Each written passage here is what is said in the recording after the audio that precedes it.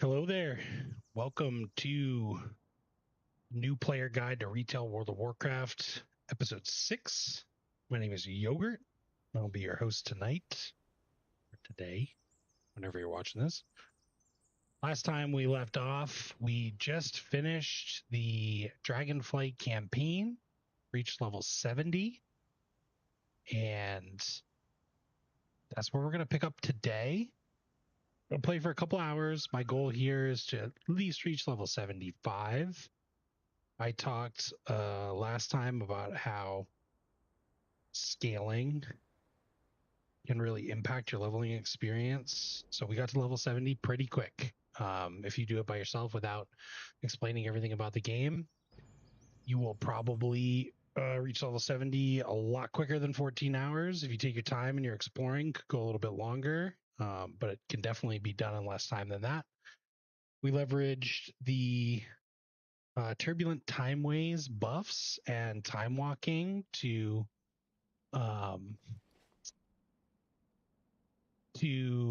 expedite our leveling. We did time walking dungeons. If you're tuning in, this is just basically 1 week later, so we have a new series of time walking dungeons.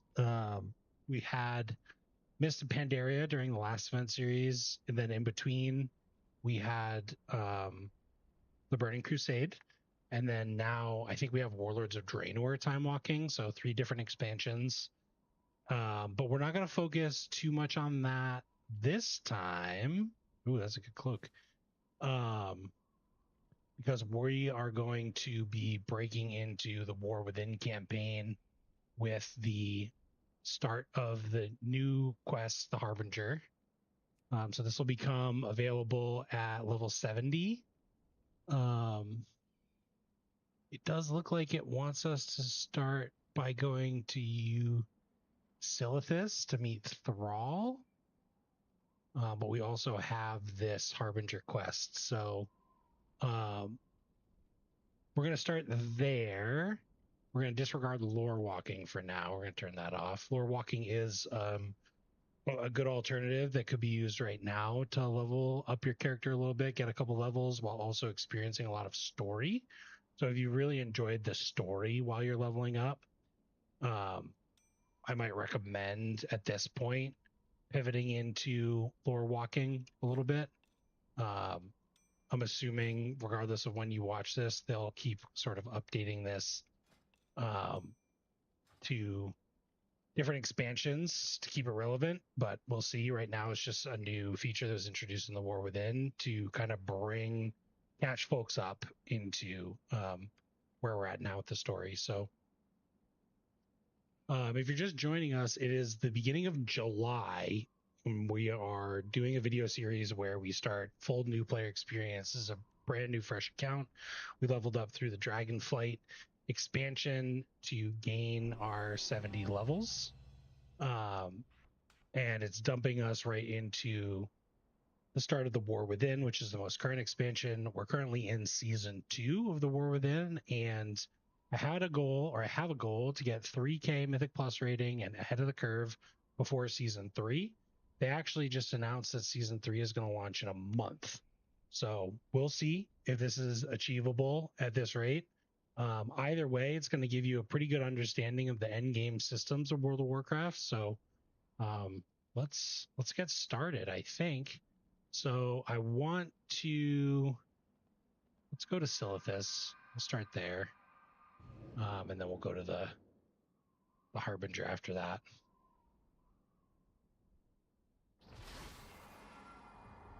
Another vision. You saw it too. They're growing stronger. Thromkar. When you're doing some of these campaign quests, you'll often get this little option at certain breakpoints that will update you on things that happened before. Plunged his colossal blade into our world. Crucial events were set in motion. Magni Bronzebeard heard the cries of Azeroth, giving up everything to answer her call. Since being wounded by the Mad Titan, Azeroth has been crying out in pain.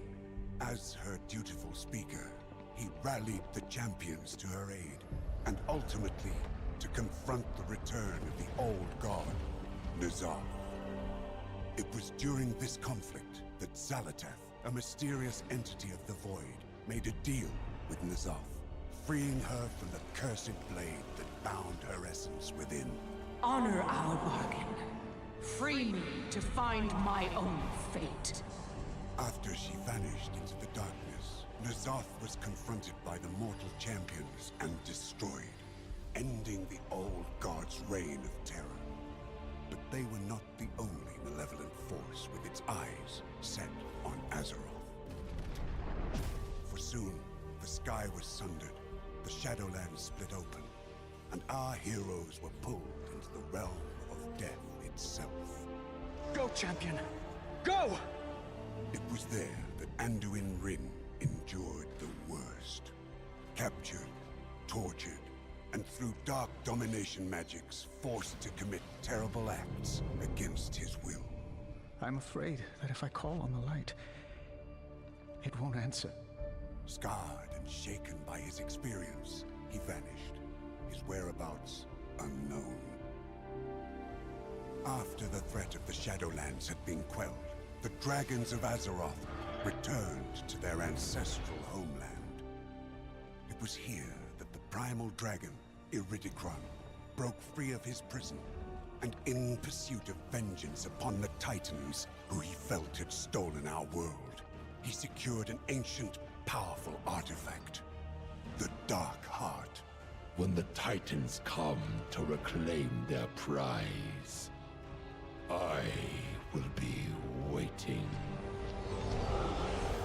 As word of this new threat started to spread, people began experiencing strange visions. The Radiant Song is being heard all across Azeroth. The Council doesn't know what to make of it. It was then that Illyria Windrunner, a deadly huntress who had harnessed the powers of the Void as a weapon against the darkness, was summoned to investigate. We still don't know what this Dark Heart relic is capable of, but we do know it's in the hands of someone called the Harbinger. It was not long before Illyria discovered the Harbinger's true identity. Xal'atath, the mysterious figure, was once again on the move. While neither Xal'atath nor the Dark Heart could be found, her mentor, the enigmatic Locust Walker, issued Illyria a dire warning. The radiant visions you spoke of are the very same my people had before our world was consumed by the Void Lord Dimensius. Could Xal'atath be seeking that same fate for Azeroth? You must find a way to stop her. If you cannot, then Azeroth is already doomed.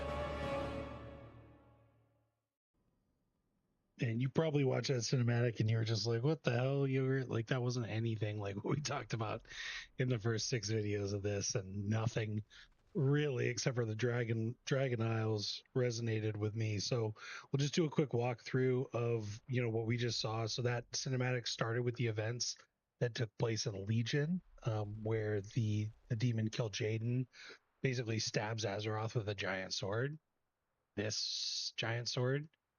And that is kind of like what sets off a lot of the events that happen. I don't know too much about, the full lore, but essentially Azeroth as a planet, Azeroth is the home that we play on, the world that we play on. Azeroth as a planet is almost more like a living being. It can communicate to certain people like Magni, who you saw in that cinematic.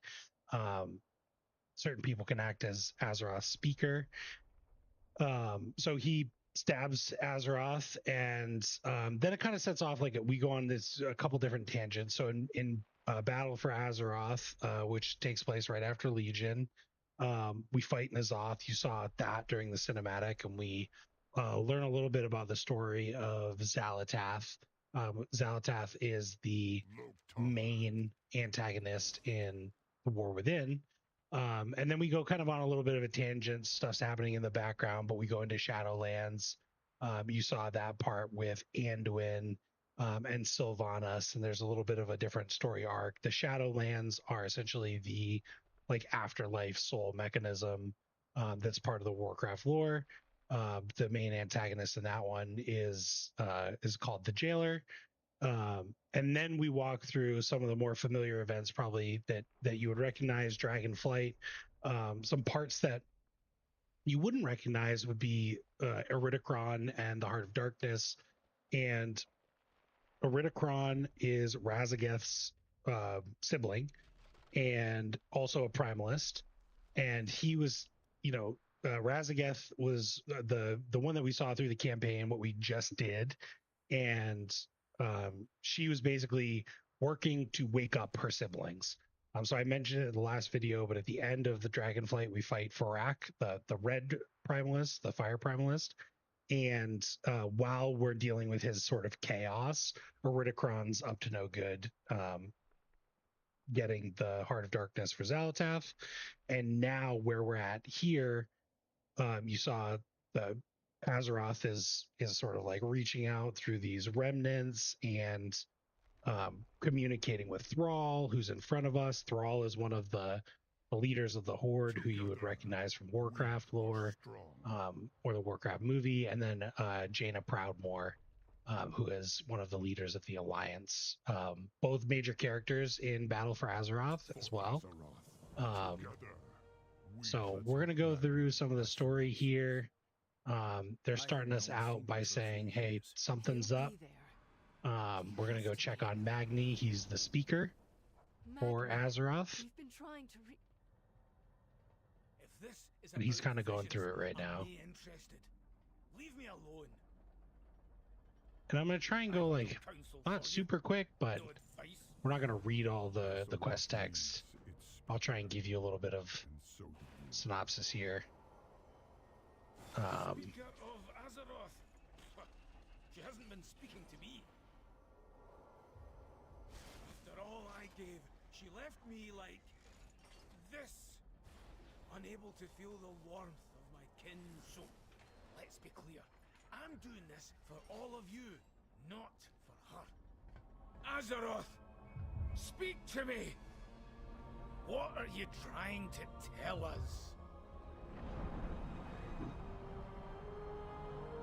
I can hear her voice! I can see it! The place she's calling us to! Where, Magni? Where must we go? It's called... Magni! He's alive, but barely.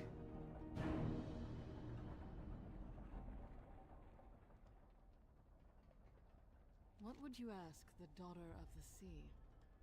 Be careful who you trust.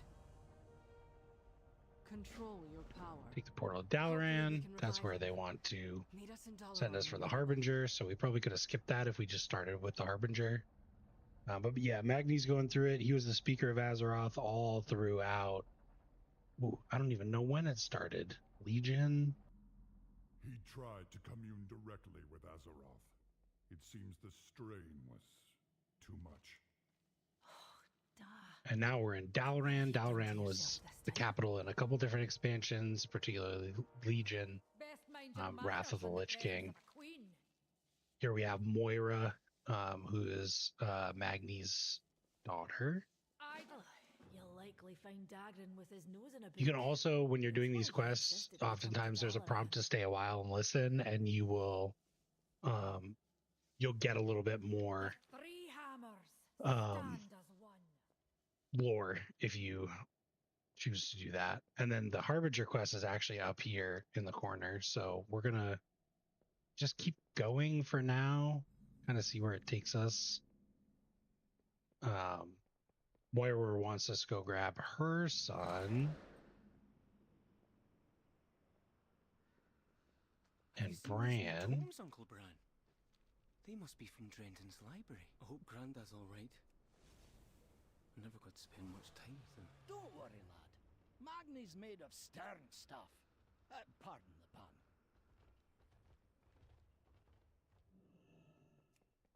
We go back down.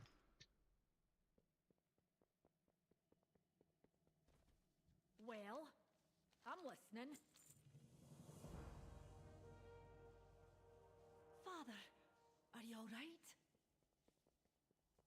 Aye, lass, but I saw a vision of destruction. Well, out with it, and the name. Kaz Algar. The Titan installation mentioned in Alderman's records. You've arrived, and it may now be in danger. We must convene the Council council Dalran. once more. Dalaran is called to the aid of our world. Magni? Azeroth showed me a vision of a city in flames in the ancient lands of Kaz Algar. Her voice was desperate. We must act quickly. Archmage Drendon has proposed, and the council agrees, that we bring the full force of Dalaran to this Kaz Algar. Make ready, our people, and prepare the city for teleportation. Whatever lies ahead, we will face it together. I'm glad you're here. Always happy. Here for teleportation. Got a quest from Bran. Got a quest from Archmage Drendon. Good to see you, champion. If Kaz Algar is under attack, we must prepare for the worst. You'll need to perform the strengthening. It's probably a little confusing for a new player just to see the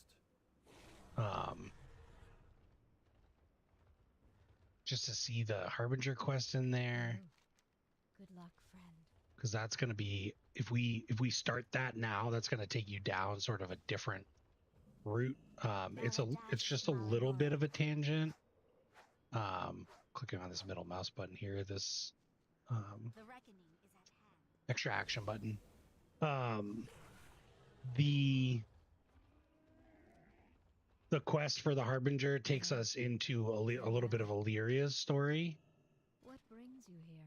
What do they want here? Oh, it says it right there. Eat the food. Be careful.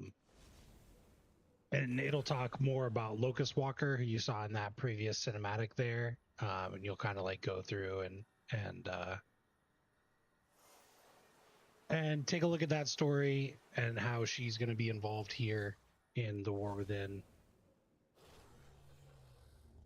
If it requires us to go down that route, we will absolutely do that. While we're plugging along here, I'll talk a little bit more about just current state of the game. So Season 3 was just announced. It will launch on August 5th. So a little less than a month away. Still definitely plenty of time to achieve the 3K goal. Which will actually, if you're playing along, which I don't think anybody is, but if you're playing along and you're walking through sort of your new player experience, completing the goals that I have outlined here would really put you in a great position for the start of Season 3. Some of the things that people look for in the first weeks are going to be things like Mythic Plus ranking, or any previous achievements, although probably less so the previous achievements. So completed those 3 quests. We're going to drop them off. Hello there. You're always welcome. But there's a ton of really cool stuff happening in the game right now. This month, the month of July, before the game launches, there's actually like 3 or 4 special events happening. So one of them is called the Collector's Bounty. That ends on July 29th, so the week before the new season launches. I was hoping to And the Collector's Bounty is giving increased drop chances for what's called legacy content. So it's going to be any of the raids or dungeons from Shadowlands back to Classic.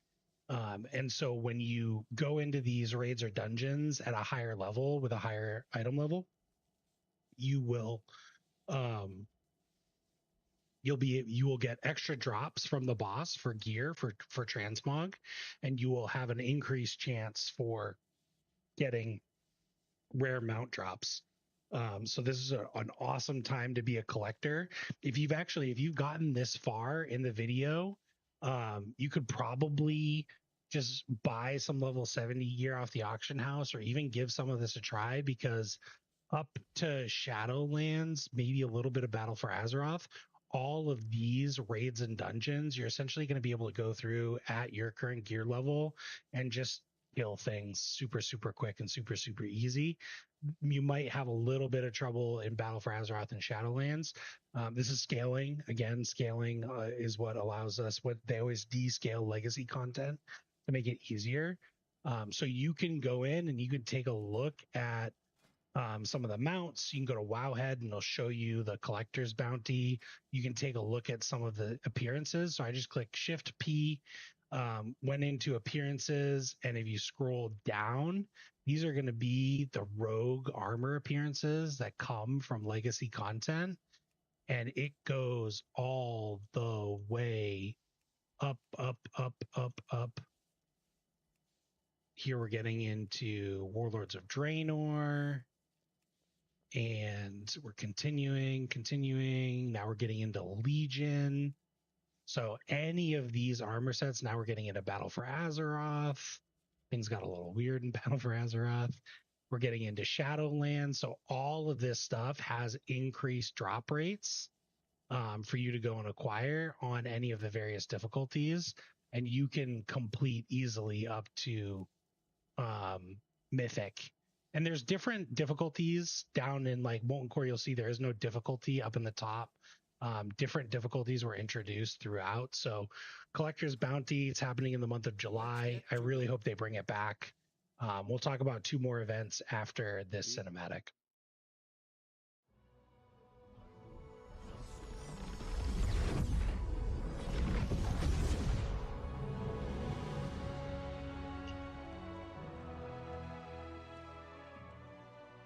It's even more amazing than I'd imagined. But my visions were of fire and war.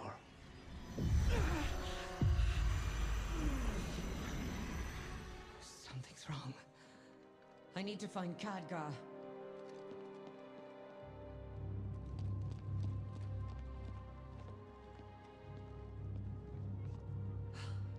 Drendon. Where's the rest of the council? Drendon's been dead for years. All this time. And you never once sensed my presence. Oh, it's not time for that yet. But if you're so eager for a fight, perhaps this can keep you occupied. Until we meet again, Valeria. So that's Xalatath. She tricked us into teleporting Dalren above Khazalgar. So blind. And now we're under attack by a bunch of spider people. Fly in Xalatath's web. So now we have to remember how to fight.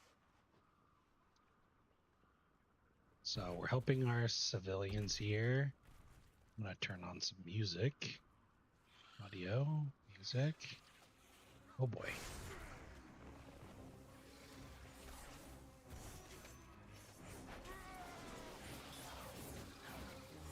Killing spree.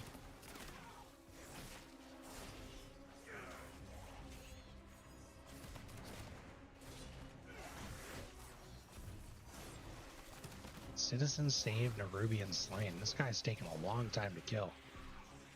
You can see up at the top too, we have a full rested XP bar. So that'll be really good at helping us get to the next level. I do feel like we're feeling a little bit of the impact of the scaling. This is just a level 70 drone, drone abductor. And so I feel like we're not one-shotting or killing things quite as quick as we did before. which is a shame. Doesn't look like we're taking a ton of damage. Sorry for the flashbang. But we're not killing quite as quick as we used to, so hopefully... Looks like we got a little help from Elbow Box over here. Hopefully what'll happen is... Ooh, nice.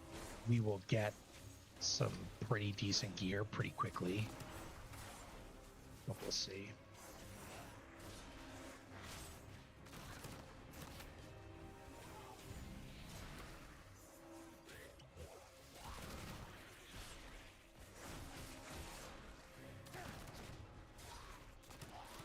A lot of paladins here. I wonder what that's all about.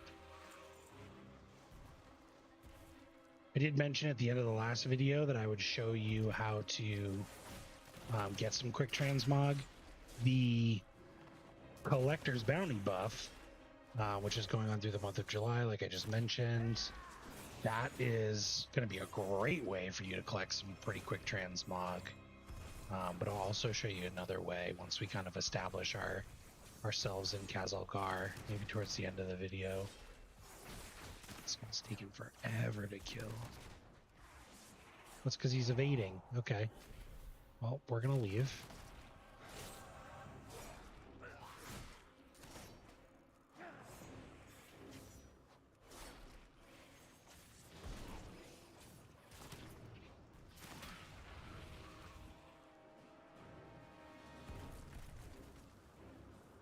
So I was talking about some of the events that are happening. I mentioned the Collector's Bounty through the month of July. And the other thing that we'll be launching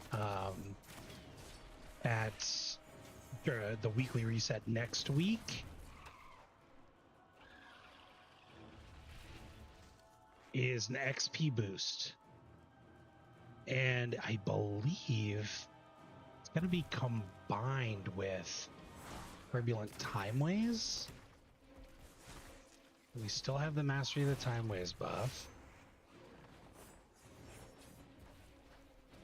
And it's called the Winds of Mysterious Fortune. It runs from July 15th to August 12th. And it's going to give you increase in experience and renown from July 15th to August 12th. So you get while questing and adventuring in Dragonflight and War Within zones, players below level 80 can gain mysterious satchels containing various unique and valuable items, including temporary stat boosts, visual alterations, chance for bonus gear appropriate for your level, and 10% experience potions that stack with an existing 20% experience buff for a maximum of 30%. So if you are looking to level a character, the end of season 2 is the time to do it. So you would get the 30% increase from Mastery of the Timeways, and then you would get an additional 30% from the Winds of Mysterious Fortune. Now there is a chance that Timeways will end. That way, if that's the case, you'll still be getting that flat 30% experience buff. So I mentioned earlier, leveling as quick as I did. That'll still be happening. You'll still be able to level pretty quickly if you log in during the tail end of Season 2. And if you do log into the tail end of Season 2 and you want to sort of get started and geared up for Season 3, just getting as far along as you can in terms of exploring some Mythic Plus dungeons and learning your class and doing a little bit of raiding, I think will go a long way. So we will at the very least cover all of that in this video series, even if we don't hit our goals of reaching 3K by the end of the season. But we'll see. We're still getting some pretty decent experience, even if this quest is super, super slow compared to the other one, or compared to the ones before it. 90%. We're in the barber shop right now in Dalaran. I've never really mentioned the barber shop because we went through character customization, but if you didn't like the way that you customize your character, you can. That is a player.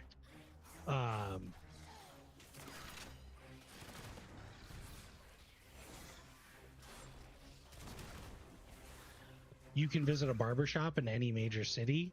They'll be on the map. You can search for them with the guards. I don't think I can because I'm doing this quest, but and you can change your appearance. So you can do anything you want. You can change body types, genders. You can switch over your haircut, hair color. Every feature that was available in character creation can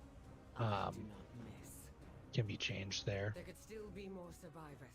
With me, champion. So a bunch of mages just teleported out.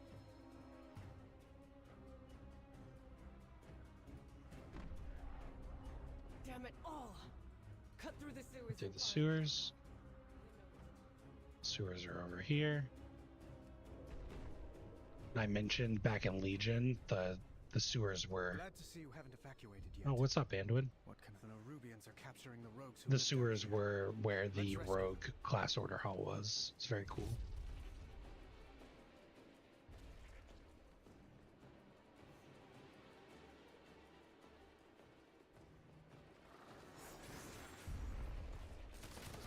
All right. Now, at this point, at level 70, we're not going to get talent points anymore. Well, we're not going to get our traditional talent points. At level 71, we're going to unlock hero talents. So we'll talk about those once we hit level 71. Hero talents are like the new way that they are looking to sort of like add power in coming expansions. It's unclear, in my opinion, whether or not they will they'll install or create new hero talents with every expansion that they do moving forward. But for right now, these hero talent trees in the middle are kind of what we get, and we'll unlock talent points to spend in those as we level up to 80. A friend once showed me a path through here. Head to that sewer grate. The exit should be on the right.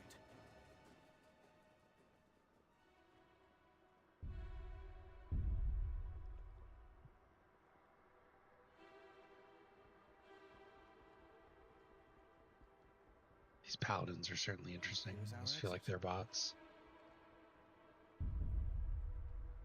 I will help if I can. I'll get them to safety. Try to find Khadgar. Oh. Going this way.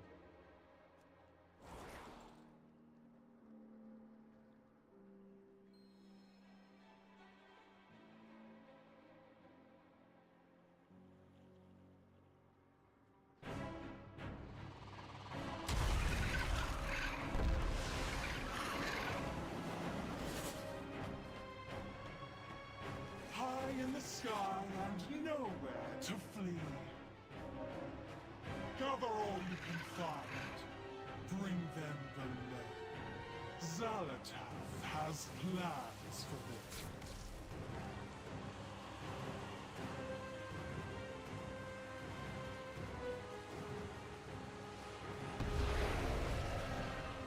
Oh boy.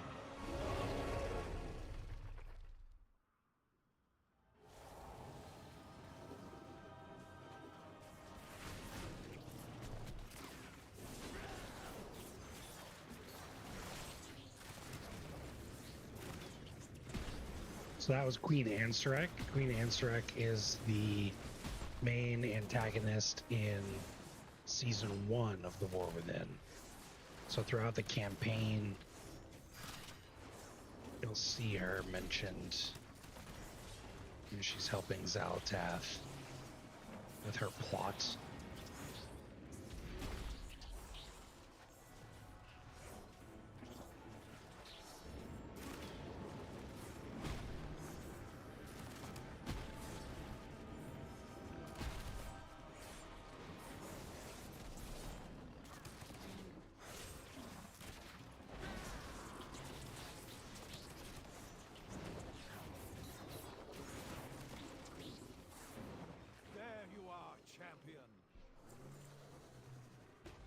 here I am. Good to see you. There remains much to be. Take this portal down to Kaz Algar. Those who escape will still need help.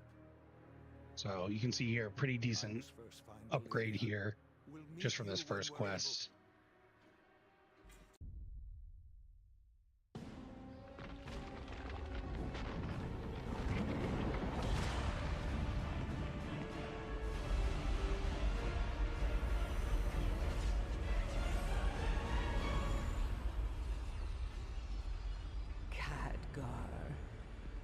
We meet at last. Zalatath, I presume. This city is home to such power. All squandered by the Kirin Tor. I'll put it to much better use. Like hell you will.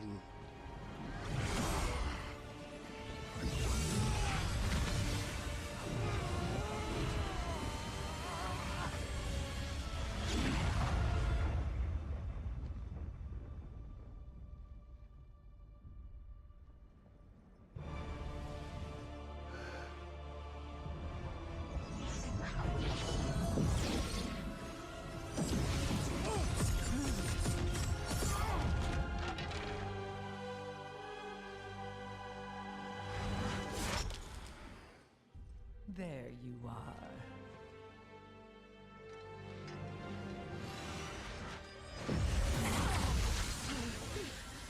Illyria! Get out of my head!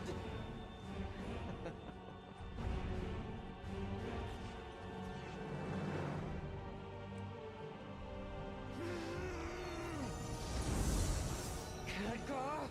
This isn't the real fight.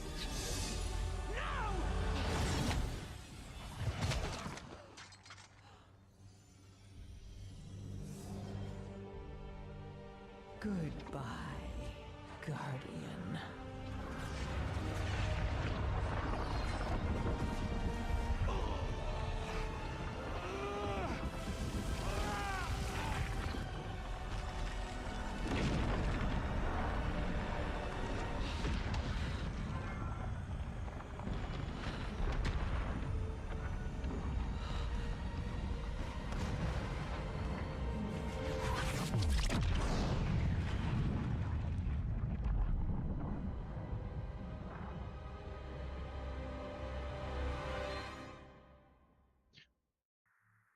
Whoa.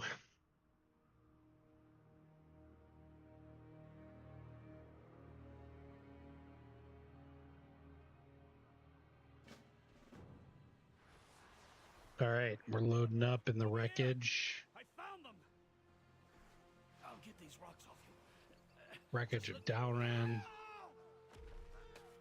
You can see the Nerubians, the spider folks, are still attacking. They're pretty vicious.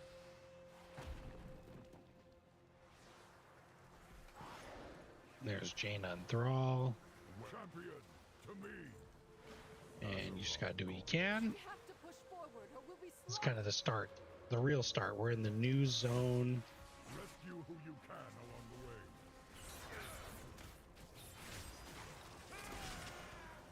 way. I forgot to put on my helmet. I need to put on my helmet.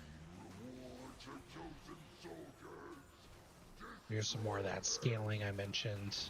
You can see these saboteurs are kind of kicking my butt. I use the evasion skill to take less damage. Drink a little Crimson Vial. Equip the helmet.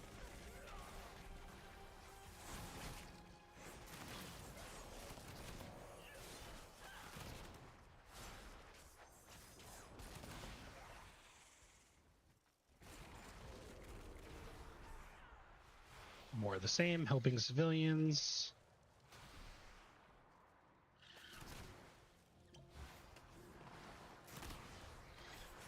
And slaying Nerubians.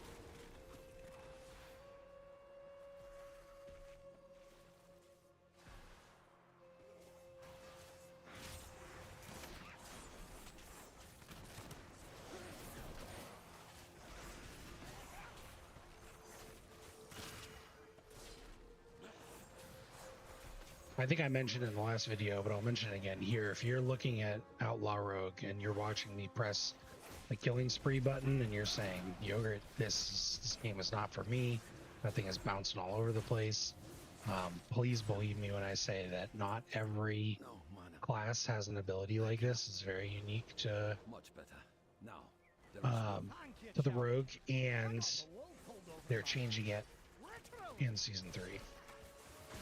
So if you like everything else except for that bouncing around, that will also be changing into what is going to look like a really, really, really cool ability.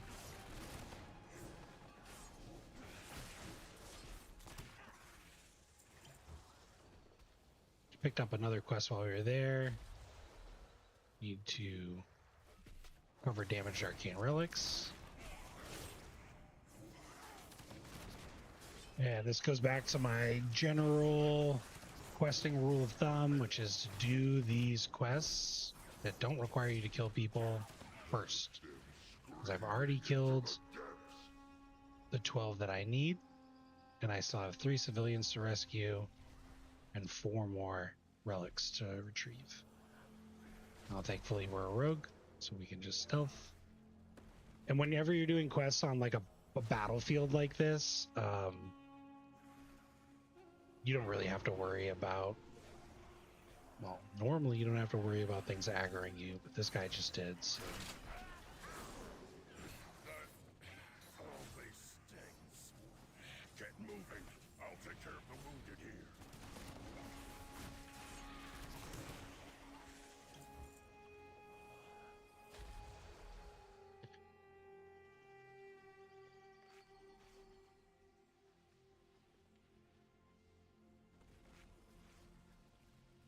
Civilians healed. I do see up in my mini map in the top right a little rare, so we're gonna kill that. I think it's a spire fella here, malfunctioning spire. You'll notice that we lost our ability to dragon ride. That'll be coming back soon. We just normally, when they start you in like this guy's kind of kicking my butt. Normally when they start you in a new zone, they'll have you get through a couple of quests first.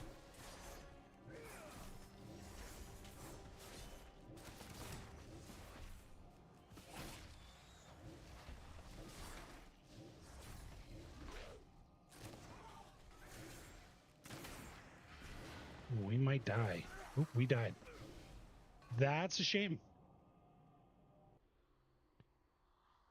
That's a shame because it doesn't give us a way to fly back there. So I guess we're just gonna run. That's definitely not how it should go. Again, a reminder, I think this is the second time we've died. Very minor penalties for dying in World of Warcraft. You gotta run back to your corpse. That's pretty much it.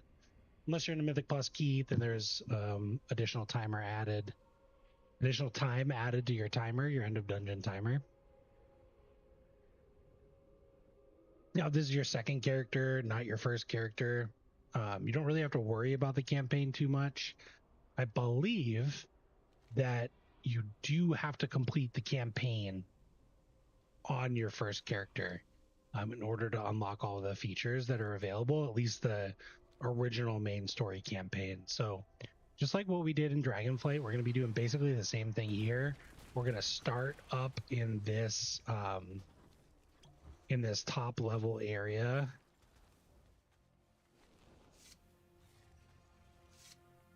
And then we're going to go through each of the 4 zones. So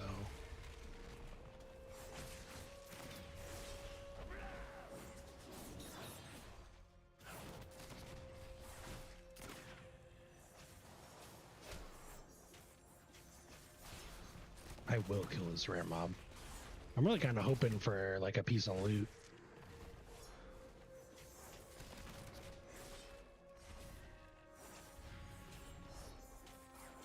That we can equip, not just a piece of loot for some male character, plateware or something like that. Stun him there.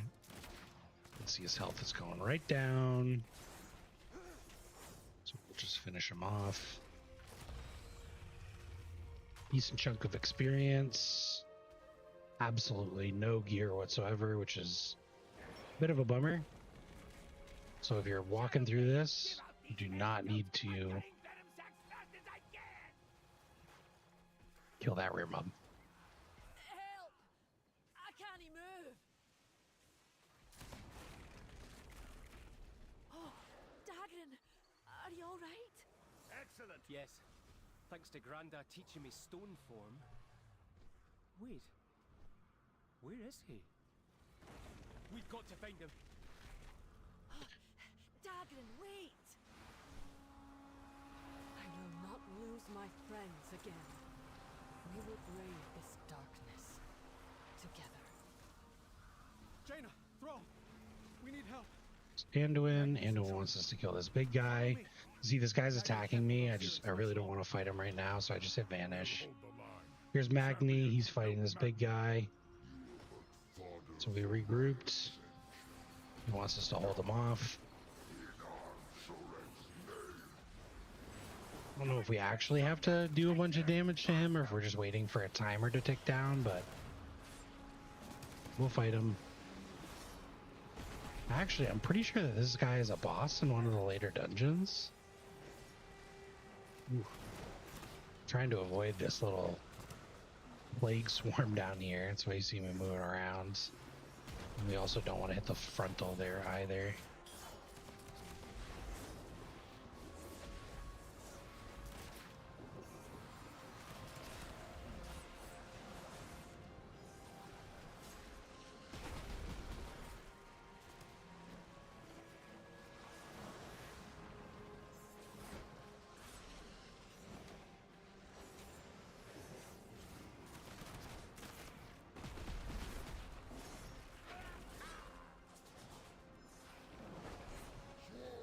Okay.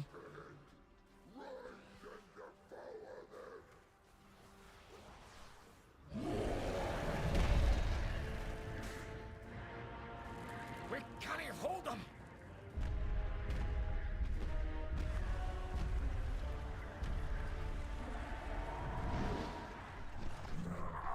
Storm Riders.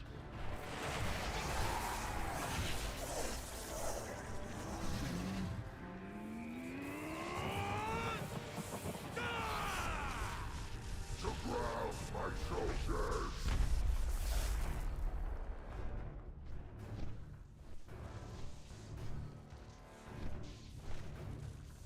Trespassers! My directive is to protect the Isle of Dorne. Leave at once. Trespassers? You saw us fall from the sky and fight for our lives. We need aid. What you need matters not. Your presence is not authorized by the Titans. The Titans? Now don't you be talking to my daughter like that, you great stone! An earthen, hardened like a diamond. A Thragar. You've seen others akin to me? I have only heard stories of their heroics. It is a sign from the Titans. Laddie, it weren't Titan magic that... What he means to say is, yes, of course, and we'd be honored to... Dornegal! What disaster have you brought to our city, Outlanders? New directive. We must return to the city. All of us. Kind of sounds like a transformer. Conversation. So here we regain skywriting. This unlocks skywriting in Khazalgar, and for a new player who just bought, you know, the War Within and has a boost, and they use the boost. This is what the tutorial to teach you how to skyride. Now, take flight. I'm pretty sure that you can actually just mount your regular skywriting mount. I don't think it does say optional under Train Stormbrook mounted. So if you did this, it would just have you do the skywriting that you learned in Dragonflight to fly through.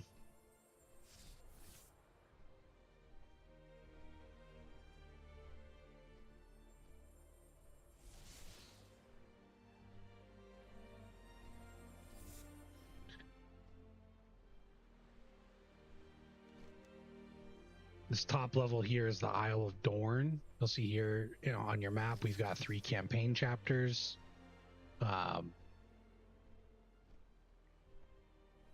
going to take us into Dornegal. If we're approaching now, Dornegal is the major city in the War Within. So this is a wonderful place to set your Hearthstone once we start to explore the city. And this is where you're actually, after we get through this sort of intro, you can see down here all these Nerubians are fighting. Once you get through, this is where you're actually going to start seeing most of the players. So it wants us to mount Stormrook, slay the Nerubians. So we're just flying around. I'm not doing anything directional. This is just a little roller coaster. We're just flinging lightning hammers down on the big bad spiders. Bigger ones are worth more points, but they do take more to hurt. You always want to try and do it in one lap, otherwise it'll have you go through another lap. But it's going to drop us down on the ground. Talk with Belgrim. You can see our rested XP since we took a week off is pretty big. It's going to get us all the way through to the next level. We brought the Nerubians here. Just taking a quick look for any The Nerubians were here. focused on the core way. The attack was another part of Zalatath's scheme. So much chaos and destruction. We have to regroup. Has anyone seen Khadgar?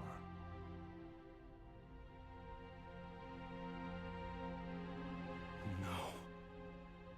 We will grieve him in time. But Thrall is right. Without reinforcements, we're at Zalatath's mercy. But no matter what she's planning, we must stop her. Jaina and I will rally the Alliance and the Horde. But it will take some time for us to sail back here. Right. In the meantime, we'll stay here and keep the survivors safe. You will. Not me. Illyria, we need your... No, you don't. I can't keep anyone safe. But I can hunt down Zalatath. And make her pay.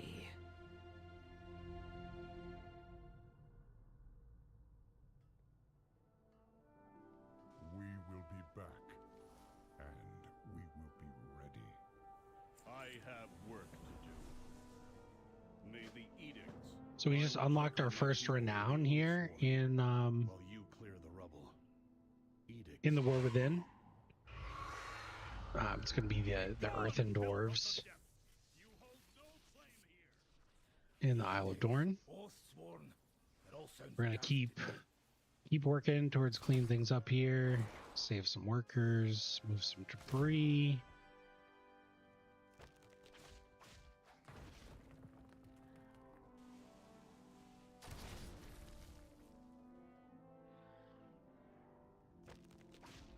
Yeah, I've got a couple more mini map buttons in the way. Looks like it actually loaded all my add-ons for some reason, but Council of Dornegal, here's that renowned track similar to the one that we looked at in Dragonflight. We'll go through those rewards at some point. A lot of them are cosmetic. Looks like we missed one thing back down here. You can see our dragon flying or our sky riding is restored. Oh, that's so sad.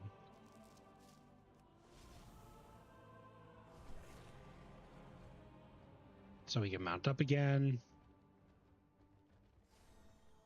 We're still not fully to the phase. Over us. Survivors from the beach? If they are truly allies, perhaps all is not lost. It was Odin. I knew him. Let's talk just a little bit about the backstory of the Earthen. They have these little memory gems. What is your command? Ask guard about profession trainers. This is introducing you to the city. This seems like a place you'd be keen to explore. I'll be back for you when I know it's safe. And looks like we're close to being fully phased in here. I see the visions.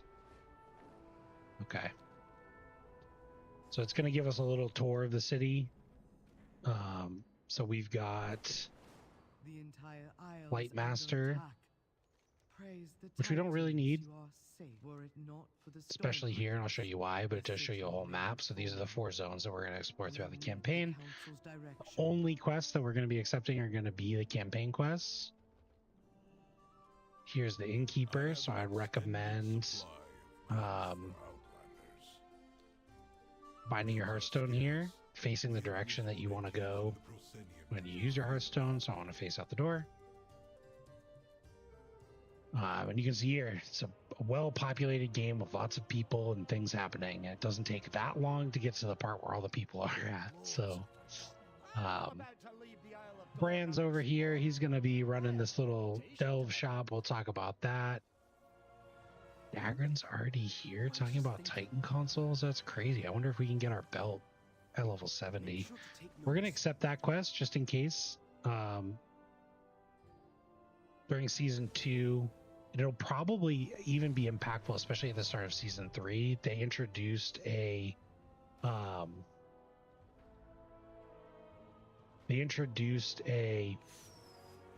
piece of gear. It's like the disc belt. It's a belt that trading post. Okay.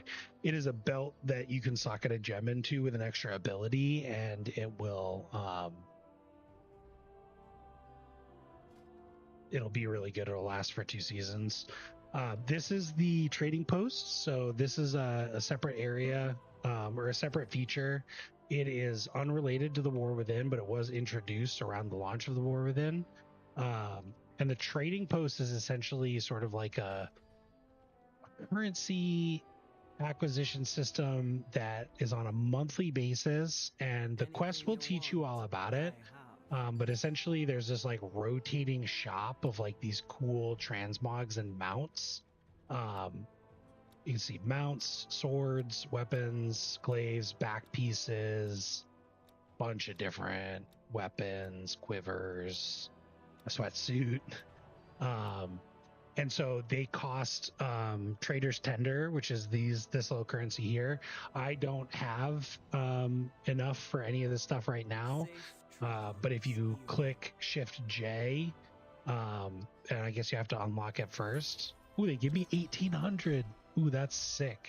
We'll take advantage of that. They'll give you a little bit of a tour of the trading post, ask you to talk to the different people, view the different things, see what's for sale. See what's for sale. And when you're complete with it, you will be able to purchase things from the trading post. So we'll min-max how we want to spend that. The other thing that'll happen when you unlock the log, so I'd like to see what you have for sale. Shows you what you can buy. Well, that one's cool. Once you complete this quest, you'll unlock more Trader's Tender. And now when you hit Shift J, you can click on the Traveler's Log, and this is going to show you a little bit of a bar. And you're going to fill this up just by doing activities. So complete quests, defeat dungeon bosses, doing some of the world events that are happening that I mentioned, earning reputation, crafting thing. Basically everything you do in the game is going to give you progress. And every month this will rotate. When you get 1,400 points, you'll get 500 Trader's Tender total, I believe. And then you will also unlock whatever the monthly reward is. This is a great month. This is July. And I mean, I don't really like the transmog a ton, but it'll give you a back piece when you hit this breakpoint. It'll give you a full armor transmog. I think it's a little ugly, but could be cool without the helmet. Would be great for like a Shadow Priest or something. And then it's going to give you this mount. So this is just for playing the game. You'll get all of this for free when you come back here and click on the collector's cache. For right now, just for starting us off, they actually give you 2,300. So I might buy something. I kind of liked the...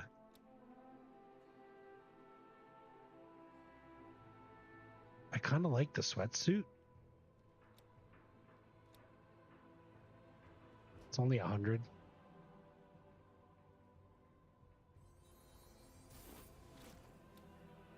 The purple cloaks could be cool.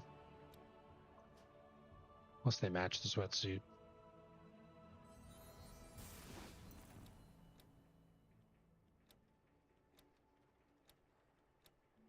And the thing about Trader's Tender, I'm going to get this one too because I think it's pretty sweet.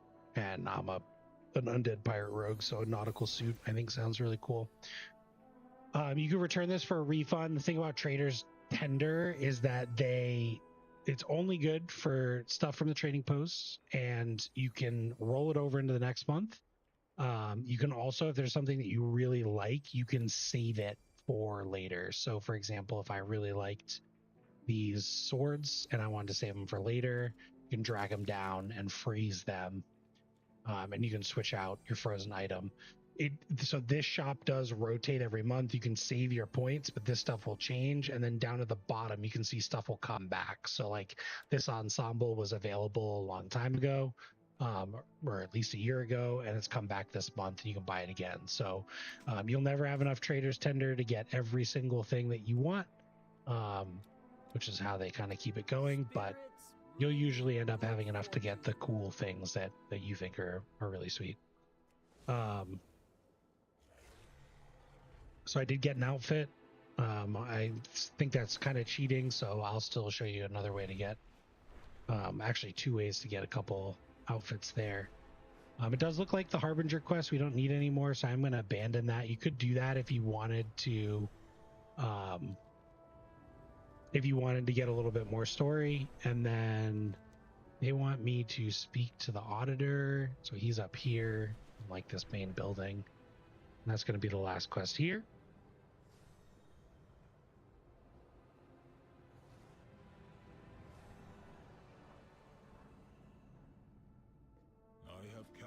And this is the Renowned Quartermaster.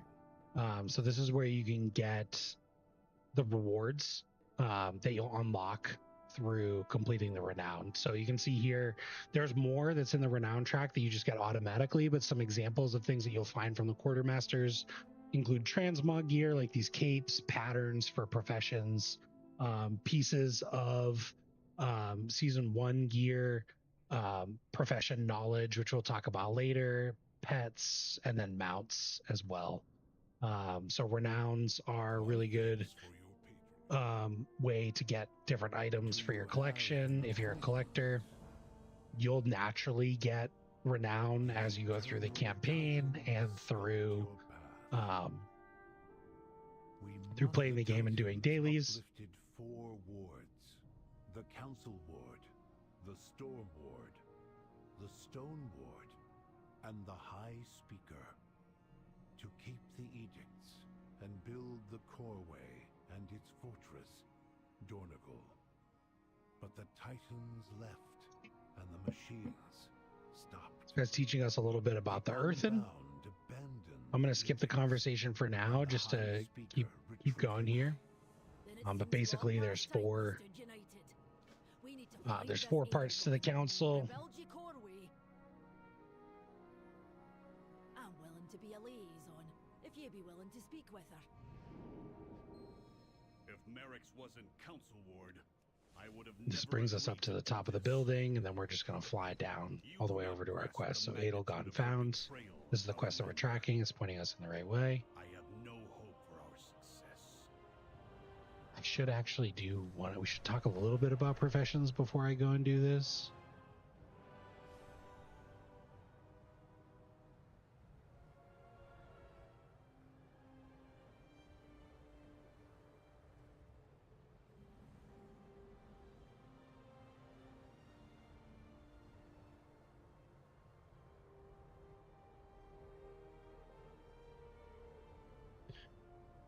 we'll do that next time we go back in. So they send you right out of the city and they work through your campaign quests. So I'm going to skip through, you know, this story out in the world. I'll keep the cutscenes going. Prioritize the wounded. We cannot fight if unidentified. Another survivor from the crash? I'm Moira, of the Dark Iron and Bronzebeard.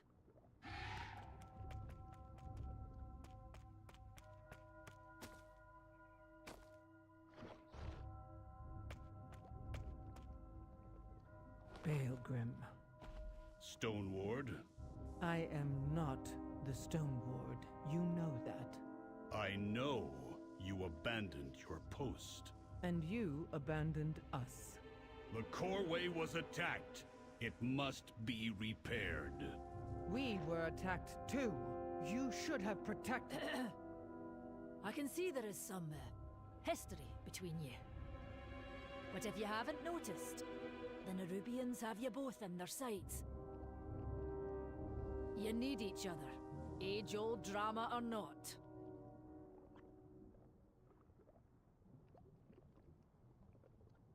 You can see here the, not side quests, but like the campaign that goes through the... This is a waste of cycles. I will go to the quarry myself. The rest of the narrative is not quite as like high level. So some of the cutscenes and quests, we're just going to kind of plow through these and move on to whatever's next. This is going to introduce us to delves. So the next quest is going to take us over to the Earthcrawl Mines delve. This was what I mentioned with Brand Bronzebeard back at his headquarters in Dornegal. Delves are new content that came with the War Within. They're aimed at solo players to give them an alternative way to gear their character up a little bit slower than if you were doing dungeons or raids, but achievable completely on your own. So when you go into a delve, they'll look like this out in the open world. They'll have these little doors you can see here. We have a delve down here called Earthcrawl Mines, one up here called Kriegval's Rest, these little door icons. And Bran will be your companion. You can set a role for him that will be damage, healer, or tank. Because I'm a little weak, I'm going to choose healer. We're going to go in and do a tier 1 delve though. That's going to be pretty easy. So you can unlock up to tier 11 delves. In order to unlock the delve, you have to complete the tier below it. So tier 1 is where we start, and we'll go all the way up eventually to tier 8, which is where the maximum rewards can come from. You can see here the rewards. There's experience for Bran. Bran will level up alongside us, player experience, and then heavy trunk that can contain consumables, gear, stuff like that. Glad to see Adelcon finally sent Each one has its own little story. They rotate too. So you just kind of have to go through, follow along with what it says over on the right side.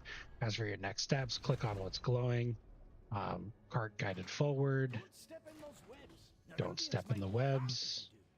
So we're just going to shoot them to reduce them. And healer Bran, he'll pop out these little potions when you get into combat. So those can be really useful, especially if you're a character like me, like a rogue. The Fearmonger does this fearful shriek. I just hit it with blind, and then I stunned it with kidney shot. We don't want to get hit by that because it will make us run away in fear. The Nerubian webs will continue to grow, so we want to keep shooting them. And our goal here is miners rescued and use the webbed hook shock on any of the grapple points. So that's just what we're going to do. I forgot we already hit level 71, so that actually means that I believe we unlocked our hero talents. If you're not sure what to do, that was me using the webbed hook here, rescuing the last miner. If you're not sure where to allocate your points, you can go to the Wowhead article like we were talking about and see how to level up. I'm pretty positive that for Outlaw Rogue, so when you unlock your hero talents, you actually get... Oop, we're being attacked. You actually get a choice between two different hero talents or hero talent trees per specialization. So for Rogue, there's 3. 2 of them are shared between Outlaw, Assassination, and Subtlety. So each one has 2 to choose from. And for each class, with the exception of Demon Hunter and the exception of Druid, there are 2 for Demon Hunter because Demon Hunter only has 2 specializations, and there's 4 for Druid because Druid has 4 specializations.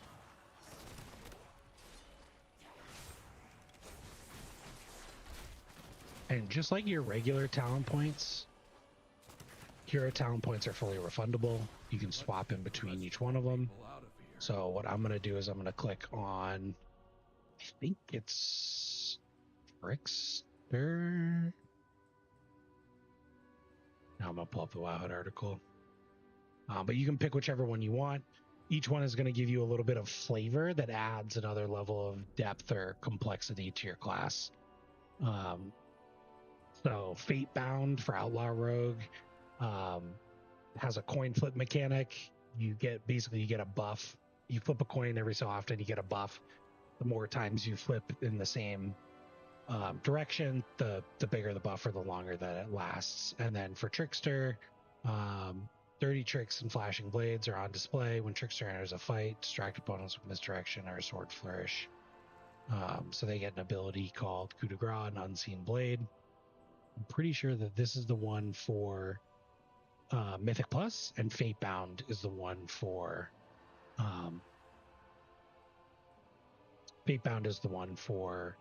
Raid. So single target, a little bit more, and then Mythic Plus. So we're doing kind of a mix of single target and multi-target. So we're going to activate Trickster, and we'll go down the row here. But my recommendation is just to read these so that you know how they interact with your abilities. You can build out any additional weak auras if you need to adapt to that. But Trickster, for me, Unseen Blade, Sinister Strike and Ambush now also strike with an Unseen Blade, dealing 27,000 damage. Targets struck are phased for 10 seconds. Phased enemies take 5% more damage from you and cannot parry attacks. So every time I Sinister Strike and Ambush, the target is phased and I deal more damage to them. Cannot occur more than once every 20 seconds. And then you start to work your way down. So level 71, you get a talent point, 72, 73, 74, 75, all the way up to 80. You'll unlock the last one. You can go straight down, or you can unlock in a different way. I would recommend just taking a look and trying probably to work your way straight down to the last one. And that'll give you kind of the biggest benefit.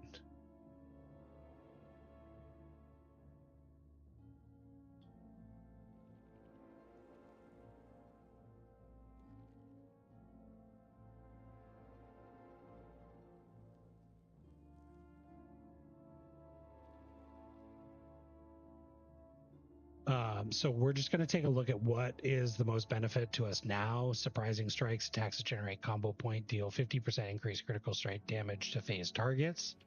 So our builders, buffs our builders, take 5% reduced damage. Faint reduces damage taken from an area of effect attacks by an additional 10%. So like this is a good example. This would be good for PvP and for solo content. This is what you would switch over to for Mythic Plus or Raid content, because you don't need to, well, I guess it depends, right? If it's an AoE attack and you get more benefit out of that additional faint damage reduction. And then Flawless Form, Unseen Blade and Killing Spree increase the damage of your finishing moves by 3% for 12 seconds. So we are going to take just a quick look. Killing Spree applies phased. Increase critical strike. So this is a pretty good, all of these are a mix of like damage and survivability. That one seems pretty good. That one seems like a PvP talent. This buffs Blade Flurry, which is multi-target. Killing Spree cooldown reduced. So it doesn't really matter. We're just going to grab this one, click apply changes to just get the benefits. So now what we should see when we attack, we'll keep going at this delve. with Sinister Strike.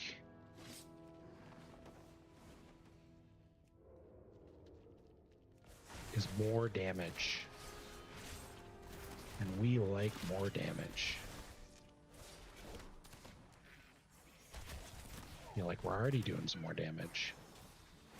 Now, on a level 1 delve, I definitely could have gotten away with keeping Bran as a damage dealer. He is going to attack and do damage on his own, so it's not entirely necessary, but you can see here, I'm not really in much danger from the mobs in this tier 1 delve. As I get higher up with less gear, it'll probably be good to have him as a healer, especially as a rogue, but when you're just starting out, you can really do whatever you please.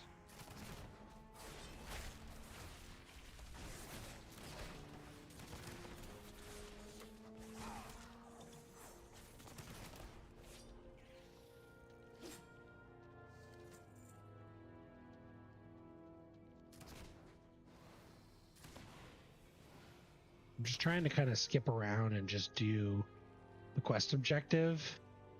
So we're looking to rescue miners.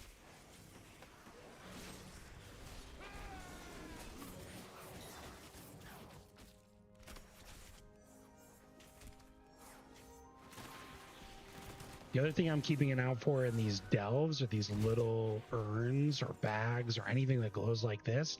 This is going to be your primary source of additional companion experience for Bran. We want to level Bran up, not as quickly as we can, but we want to level Bran up because he's going to help kind of not carry us in these dungeons or in these delves, but he's going to have a noticeable impact, especially when our gear is pretty low. So collect the urns as you see them. The other thing you're going to want to take a look at, especially if you're an achievement hunter, is these sturdy chests. Every delve has a series of sturdy chests. When you open them all up, you will get an achievement.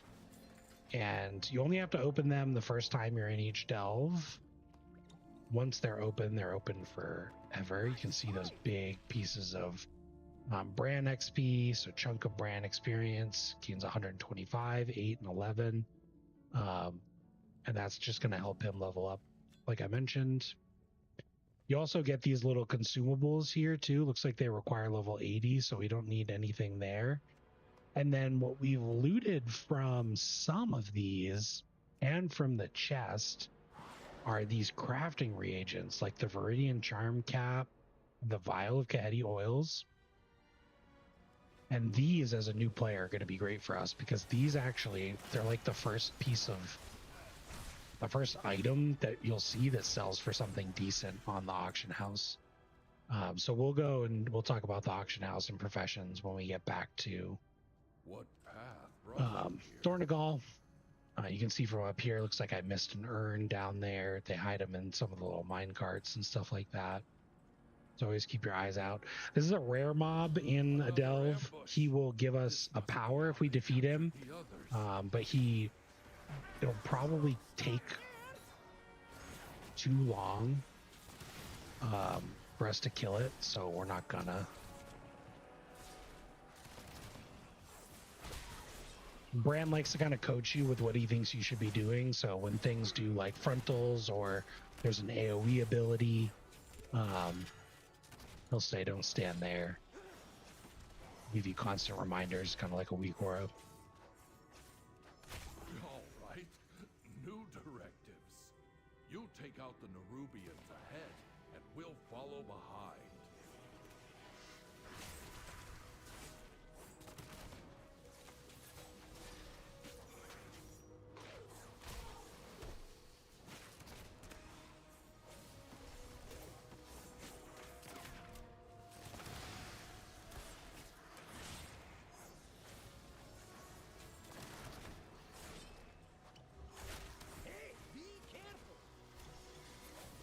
Also, hopefully remind you when your health is getting low.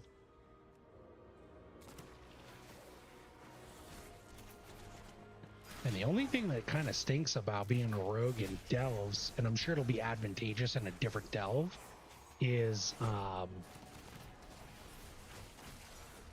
is the fact that we have to shoot these little eggs to keep the webs at bay. So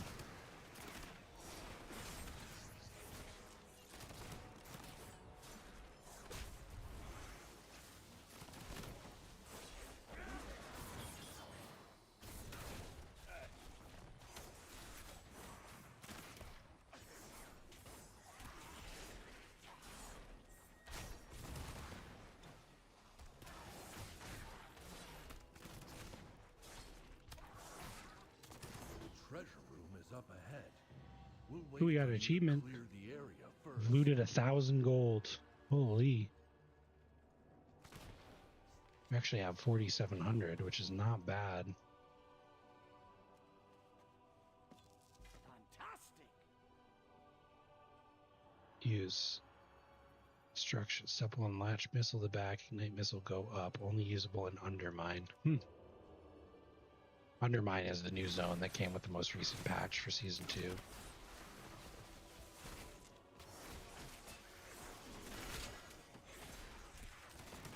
And this delve is relatively short. It's like the tutorial delve. When you come back here, so I mentioned like the stories rotate. This delve is basically like the tutorial delve.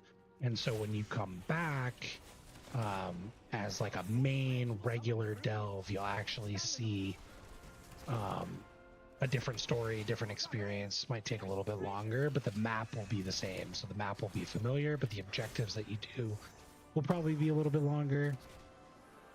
Mobs might be a little bit tougher.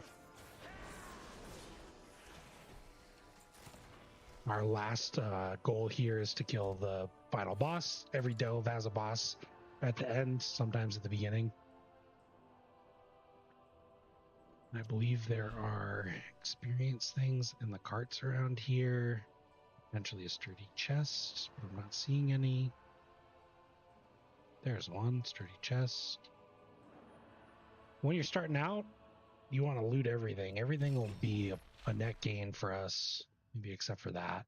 So we're going to stealth up to the boss. We're going to engage him. Put him with the killing spree. Keeping an eye on his casts. Curse of Agony sounds bad. We're going to kick that. And then he's going to start summoning these flaming mine carts. We want to make sure we don't get hit.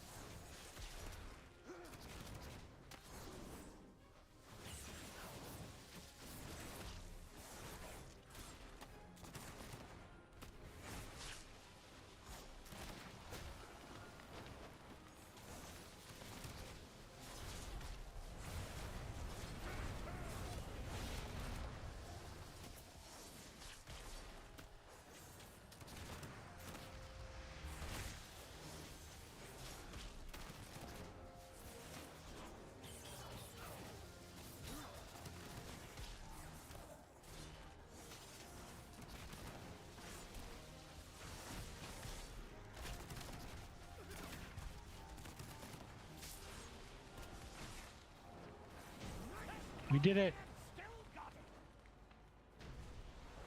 So we completed the first story. Bran is going to unlock the treasure room, which is going to be where we'll find all of our gear. And there can sometimes be some of those little pouches, or not the chest, but the pouches in this room. So just take a quick look around. You also see some piles of gold. It's not much. 3 gold, 2 gold. But everything helps. And then in the chest, we get an Ancient Curio, which begins a quest. We get an Archaic Cipher Key, which begins a quest. That's going to pop up right here. It's going to give us, as a reward, Delver's Journey, Undercoin, Resonance Crystals, the Hellcaller chest. We'll talk about the Hellcaller chest right now. That won't always be there. We'll talk about all of that, what all that means. And then the other quest had a cloak, which is an upgrade for us, which is great. It had a fractured spark of fortunes, which we'll talk about when we talk about professions. I think that's all that it had for us. A little gray item that was worth 10 gold. And at the end of every delve is a quick way to get out. So you can just click on this helicopter, just making sure I got everything. Ah, right. The Pocket Factory. So Bran, as your companion, will have different abilities that you can slot in and socket in, and they'll change per season. They're called curios. We just got our first one, first season 2 curio. And we're just going to enable that. There's one combat curio and one utility curio. So you'll unlock more of these, and they'll rank up. They start as white, and then they'll go to green and blue and purple, and get stronger. You can see here Bran's level. His level goes all the way up to 60, I believe. So we're going to leave the delve now. This is just going to take you back to the start of the delve. Then you just walk through the door and say, I'm ready to leave. Bye. Inquiring minds just got to know. You got some more Bran experience. What will you do now? Talk about delves. Can't resist a good cave.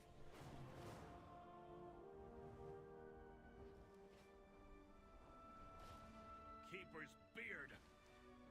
Nice. We got a weapon. Weapon is exactly what we needed. That's going to be big item level for us. Protect the Isle, not just the city, and not. They're going to send us on some quests. We're just taking the 2 that relate to the story. One of the other things that we'll probably do here is we're going to test out the Titan consoles to see if we can unlock the belt early. I don't think we can, but I'm curious as to why it's available for us.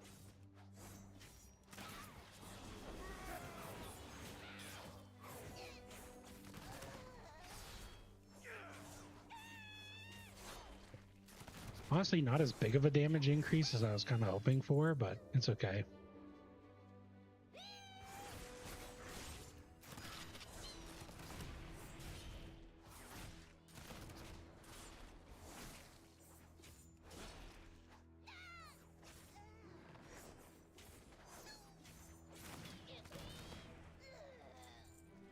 Killing Frungarians. Looting ore.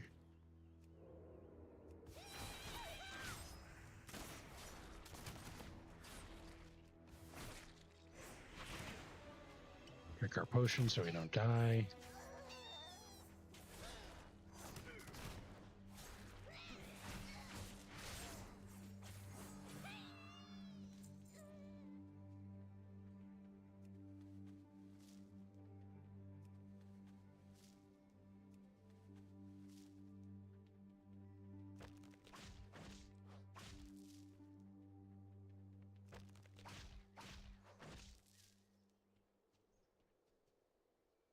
See another rare. Crystal tin cap. We'll probably go and fight him. Ooh, I should have done this with some more health, probably. It's okay. We drank our potion early. We're going to pop evasion. I'm going to try not to stand in anything. Pick any spells that we can. Ooh, that hurt.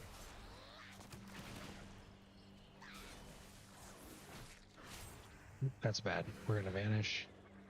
As you can see there, we didn't have much health at all. You can drink the Crimson Vial while you're stealthed. Probably kill him if he's by himself, but we can't really get him by himself. Probably kill him here.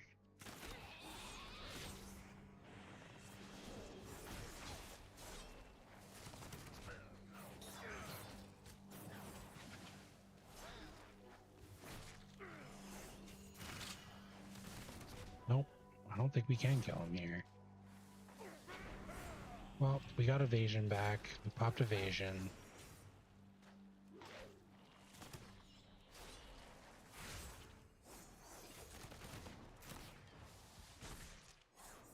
Gotta get a couple good finishers in there.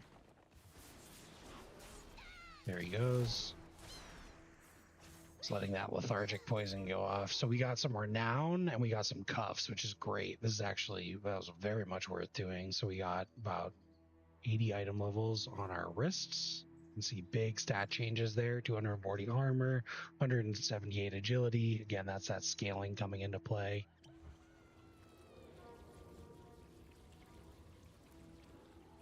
Let me go back over to these ore.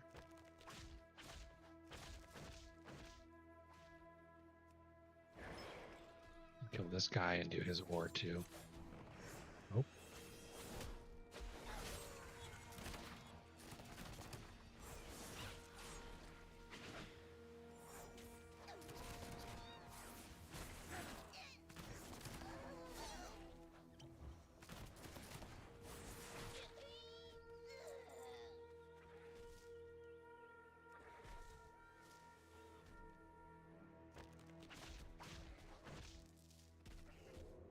We're gonna summon our dragon, fly back to the quest turn in now that we're done. And each little zone here, you can see these little exclamation points, like they all have side quests. You're more than welcome to do those. They will give you renown. So they're definitely worth doing if you're taking the collector angle on this game. It's gonna just increase your renown a little bit. A little bit faster. It'll definitely be beneficial to do that in when the reputation and the renown bonuses are active. So you could, if you're leveling a character now at the end of season 2, you could save it for mid-July to early August, and those side quests will just grant you bonus renown. We'll talk about a little bit more about renown rewards as well. So for the most part, the renown rewards, like I said, they're cosmetic. So you can see here, you start at 1, you get cloaks at 2, you can assist with performances at the proscenium. We'll talk about that a little bit later. You can receive a pouch of resonance crystals. You can get an earth encrusted gem for transmog appearance. And then you'll start to get things like weathered undermine crests, valor stones, carved undermine crests. And at the very end, renown 24, you'll get a heroic reward. It takes a while to get here, but this is going to give you an item that will allow you, when creating a crafted item, to create it at the heroic difficulty level. So not the best for your first playthrough for your first character, because it takes a good while to get to that high renown level. However, on your second playthrough, your third playthrough, depending on when you get that, it can give you a little bit of a boost with your additional characters.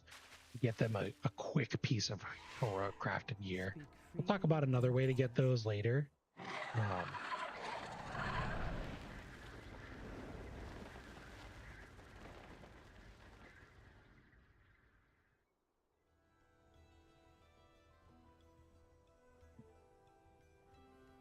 Talk to Moira. Take one of the rams, Belgrim. It's no storm. We got an axe, which is great. Now we actually have 434 weapons in both slots, so that'll be good. But how difficult can it... Whoa there! I'll bring the Unbound to the Coreway.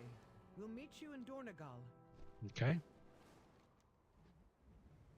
So on the way over, I'm going to pull over and do another delve, because with season 2, they released what are called overcharge delves.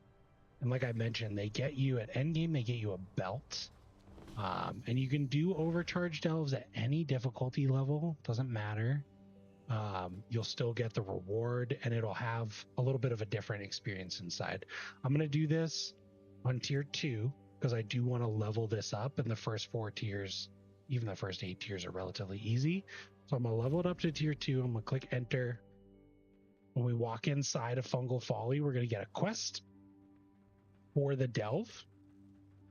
That's going to give us a pretty decent chunk of experience. I mean, this is with our still Mastery of Time Ways buff.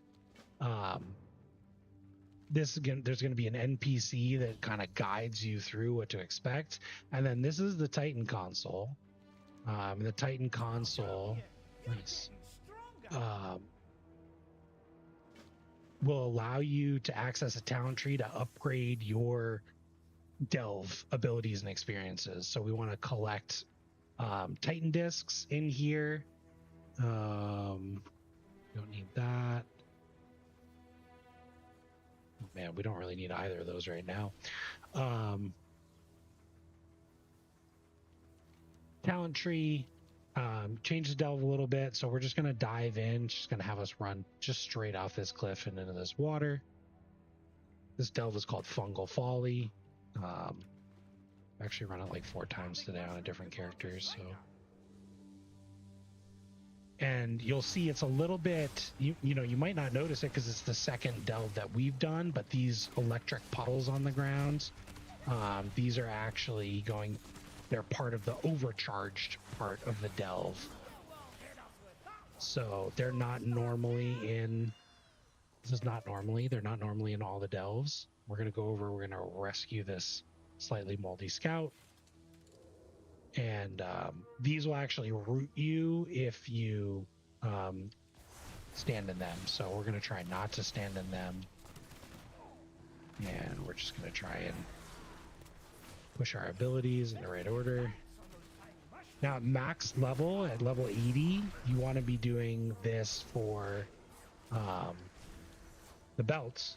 But I want to see if we can get the belt early, because that would be a crazy power spike for leveling. Which is why I don't think they would do it, but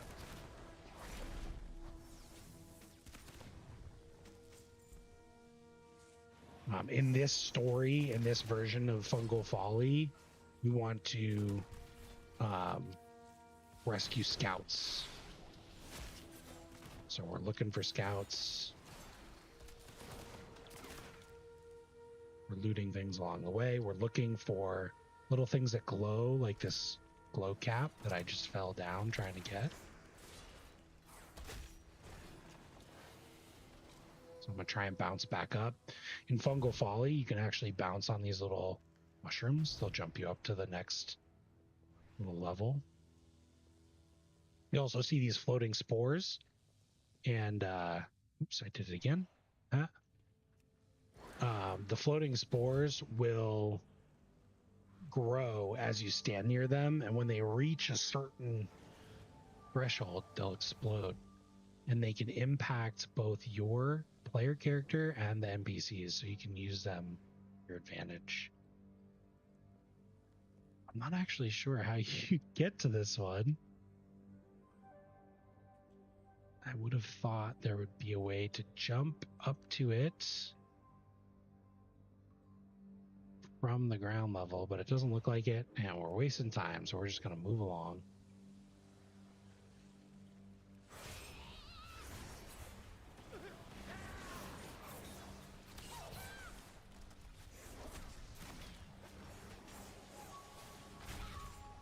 So you can see there, it just launched this little guy really far away.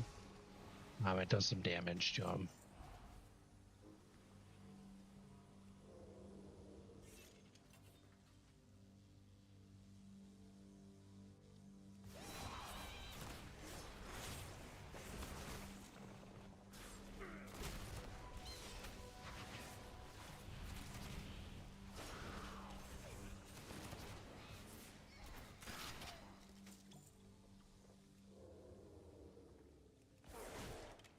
You don't need to kill everything in here.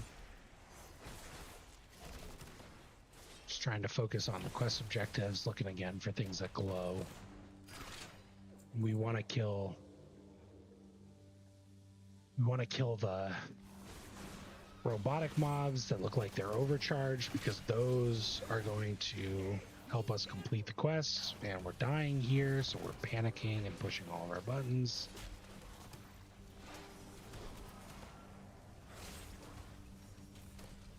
This guy, I'm now realizing, is a bit of an elite.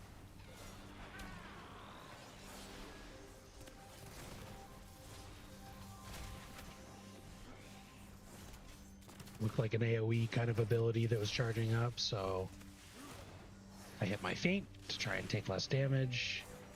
And probably also stun this guy a little bit. Doesn't look like it. Not while he's enraged. That gave us more. We're up to 19 shards. See another glowing item over here. These are the checkpoints in delves. I don't think I talked about it last time, but as soon as you come up to these, you'll get +1 life. And the way that delves are structured is that they will, you'll have so many lives. So unlike dungeons, which we'll talk about later, in delves, you basically just go until you die or you complete the delve, until you die 4 times. So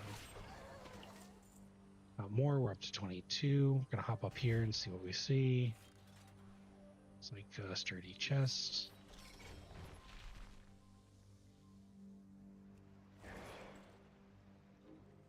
There's a glow cap here. Slayed Curiosity. So these have disc shards as well, which makes me want to go back to this one even more, but we'll see what we get when we go down here. Here's another construct.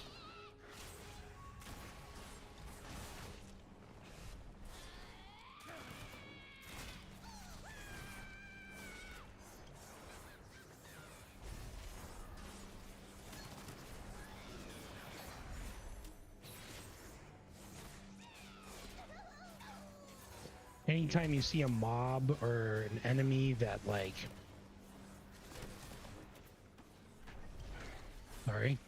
that puts like a little dome around, that usually means that it's some type of shielding. So it can be good to either move the mob out of it, or if it's like casting an ability, you can try and hit it or stun it. So we want to get these Titan discharged so we complete the quest. So we're looking for any and all of the mislaid curiosities.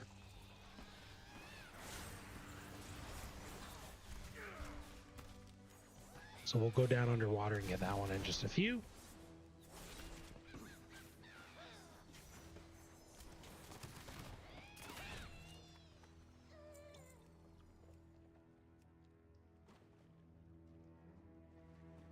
Ooh, there's 2 of them. It's even better. You can use your grappling hook underwater. You just need to make sure you're have the right path available. So we're at 30 out of 50. We're doing pretty good. Just taking a quick peek around here before I leave, making sure I don't miss any. Looks like we're okay. There's a sturdy chest. A way to jump up. Before I hit that, I'm just going to try and access it by just jumping on this corner. Looks like I was able to make it. Got us a Treasure Seeker's Vest, which is a piece of 590 leather gear that we can wear at level 80. So that's cool. And we'll just see where this one takes us. Took us back to the start. So this is that one that we just couldn't quite get last time. But we also saw this one while we were over there. So we're going to grab that. Nice fight. Experience for Bran. Looks like it brings us over here.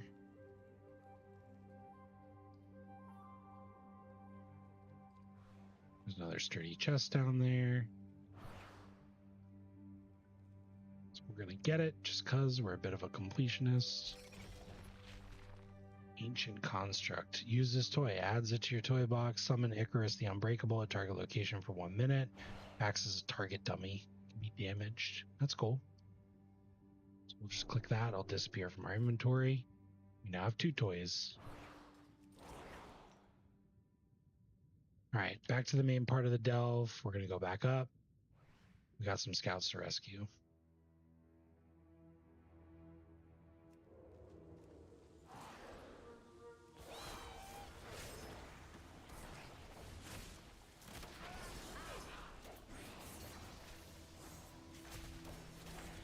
bitten off more than we can chew. We'll go grab some of Bran's potions that he threw on the ground for us. Thank you, Bran. You can see the difficulty increase a little bit from a 2. It's also an overcharged. So the overcharge, I do believe, adds a little bit.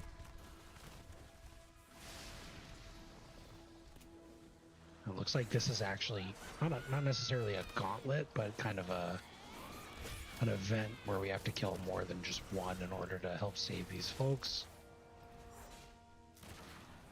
We were able to hit him with the spore, which is great. So we just saved 3 more scouts.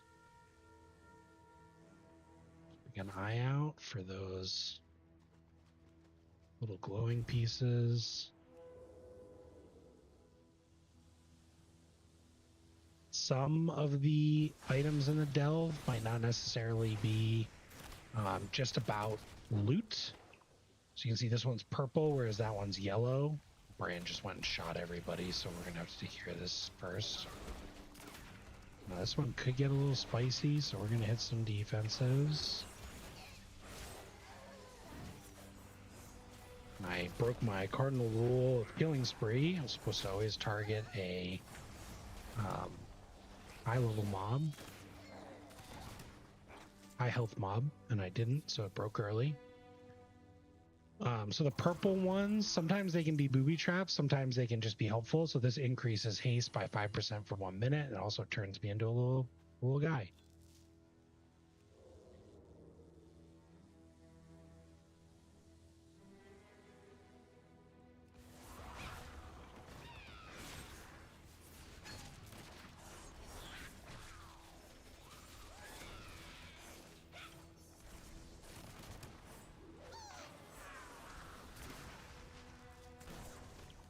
Haste is good. Haste allows us to recoup more energy, allows us to attack faster, which can proc a chance to recoup more energy. We're at 8 scouts completed, rescued.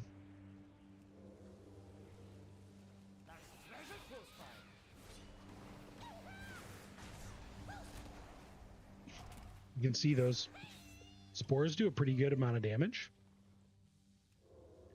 Definitely something I should probably be taking more advantage of when I'm fighting this stuff. Let the spore do the damage. But it'll also do a decent amount of damage to you, so you want to make sure that you're not in it when it explodes. That's a purple chest, so you can see it gave us a little bit of a buff. And then we're at 43 out of 50 Titan discharges. We're coming up kind of on the end here, so I'm really hoping we get what we need.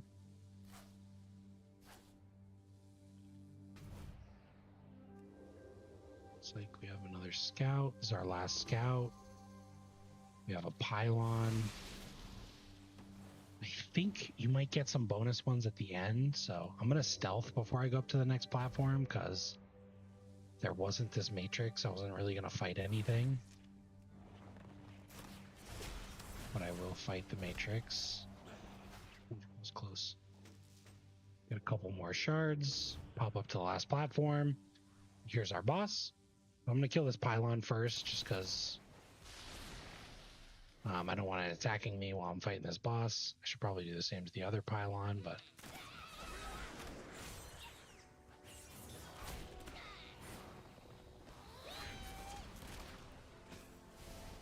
yeah, we're gonna kill that pylon. Ooh, this guy just destroyed us.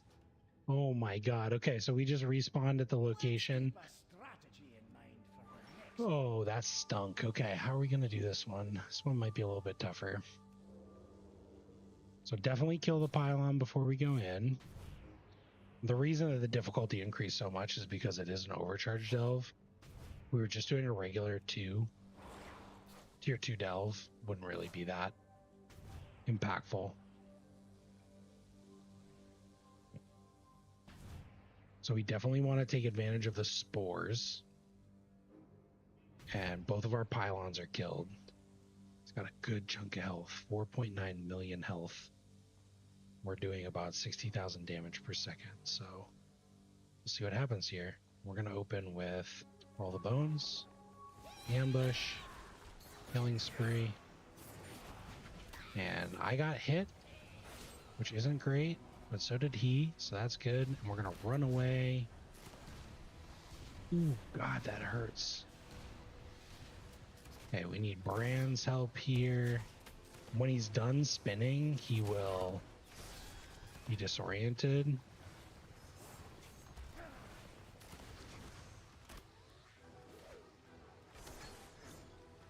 So we want to keep those health potions nearby. Try and drag him in. We want to run away here.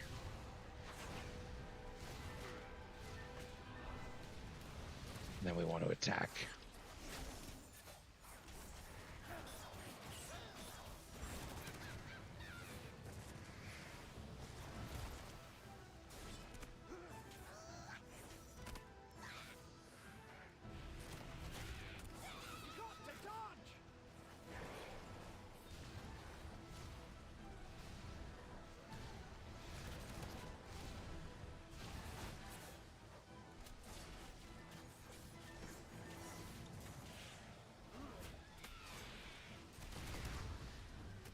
You can find challenge at every level of this game.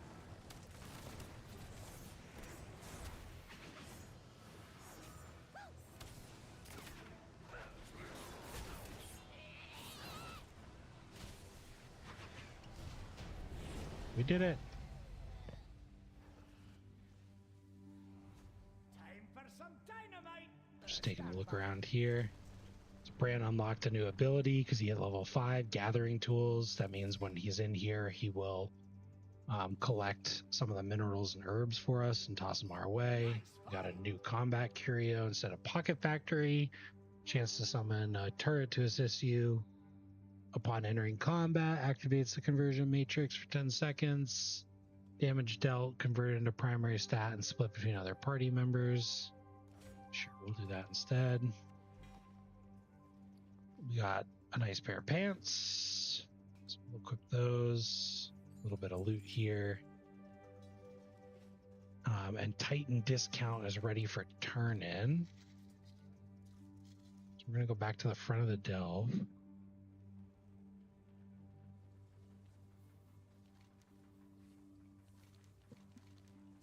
Turn those in. Overcharge console. Restore a Titan disc. Then spend it to unlock one of the starting nodes. So in order to unlock a Titan disc, we need 100 of those shards. Dagran's pouch gives us 50 more. So we obtain the Titan disc, view the console. We can pick one of these powers. Suffering damage has a chance to conjure a storm. Inflicting nature damage.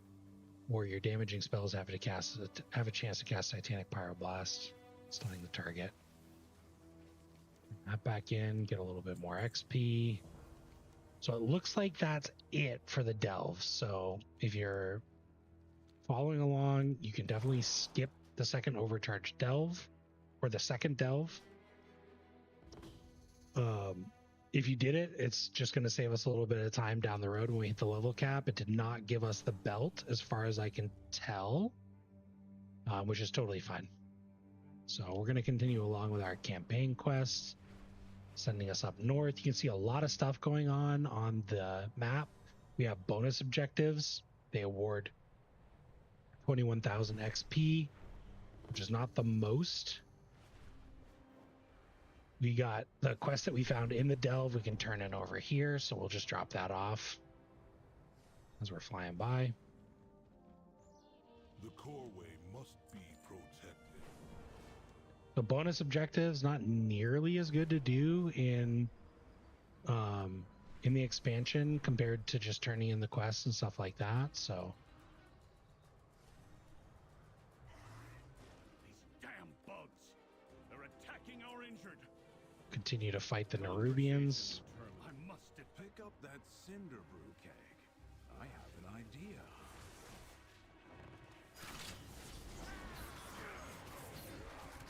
We gotta fill the bar, check on Illyria Windrunner, pick up the Cinder Brew keg. Grab that now. Now, toss it in there. Toss the keg. Oh, looks like we're lagging a little bit.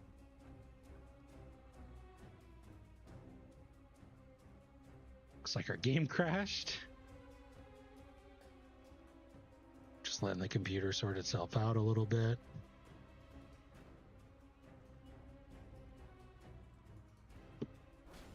There it goes. Let's light them up. So they want me to drop this cinder brew here.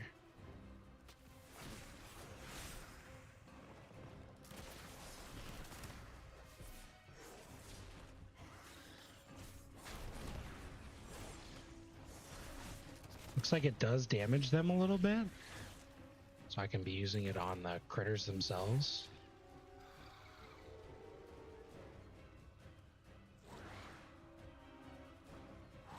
We're really lagging here.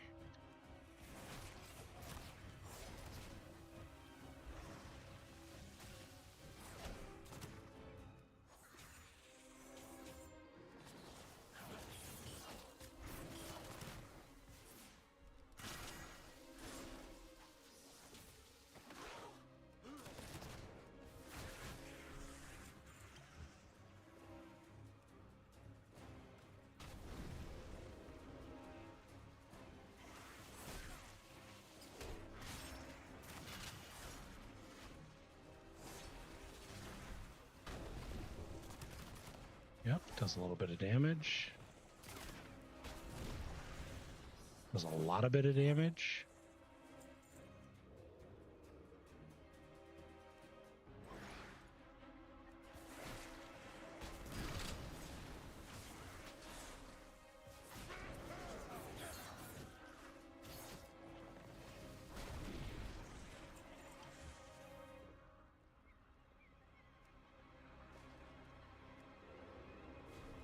Find cover, quickly! More to kill.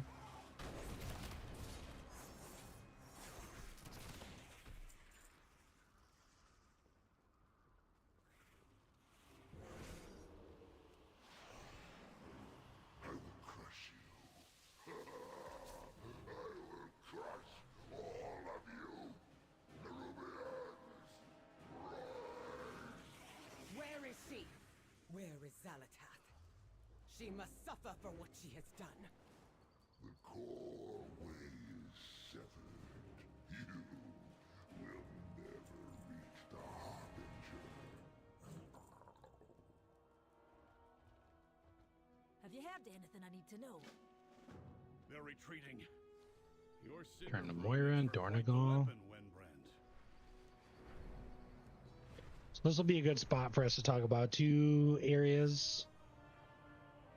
Talk about professions.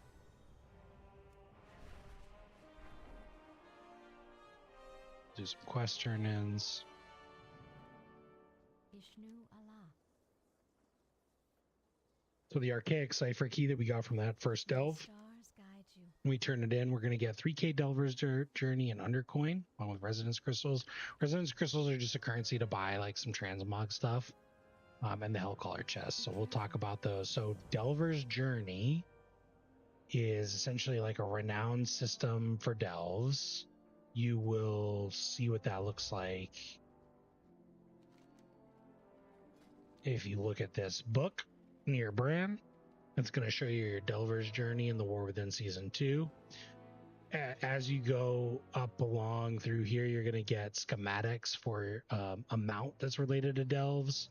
You're going to get coffer keys, and more things will unlock that'll be purchasable with Undercoin. Undercoin, which we just got 1,500 of, you get at the end of every delve, and you can get it a lump sum of 1,500 every week. You can spend that on certain things like the Delver Starter Kit, which is going to contain coffer keys. That's actually free, but restored coffer keys, this is what allows you to unlock a chest at the end of what's called a bountiful delve. And then the Wave Scrambler 2000, this is going to be what summons a kind of a secret boss inside of a delve that will give you a bountiful map that can be used to get you hero gear which is going to be heroic level rating gear. So one of our goals when we reach level cap will be to get a map and do a tier 8 bountiful delve with that map, which will be a little bit of a challenge because we're going to want to we're not going to have the best gear right out of the gate, so we're going to have to gear up a little bit in order to get that. So we just sold our junk. I'm just organizing the inventory real quick. Maybe I'll just click sort bag. The Hellcaller chest, this is the third event that's happening right now. So the Hellcaller chest is what you receive from doing any of the weekly content, and it's related to an event called the Greedy Emissary event, which is every like half hour there are goblins that are popping up, goblins from Diablo 4, either in the Undermine or in Dornegal or Stormwind or Orgrimmar. And if you kill those goblins, you can get a mount, you can get toys, you can get pets, but you also get those Hellcaller chests, which had that currency that you saw there. It's under miscellaneous. They're called Hellstone shards. You can turn in 40 Hellstone shards for a transmog set in Dornegal. So that's one way where you can get a cool piece of armor or a cool armor set to transmog, is through that event that's happening right now, although it does not last. I think it lasts the same time as the lasts through the month of July.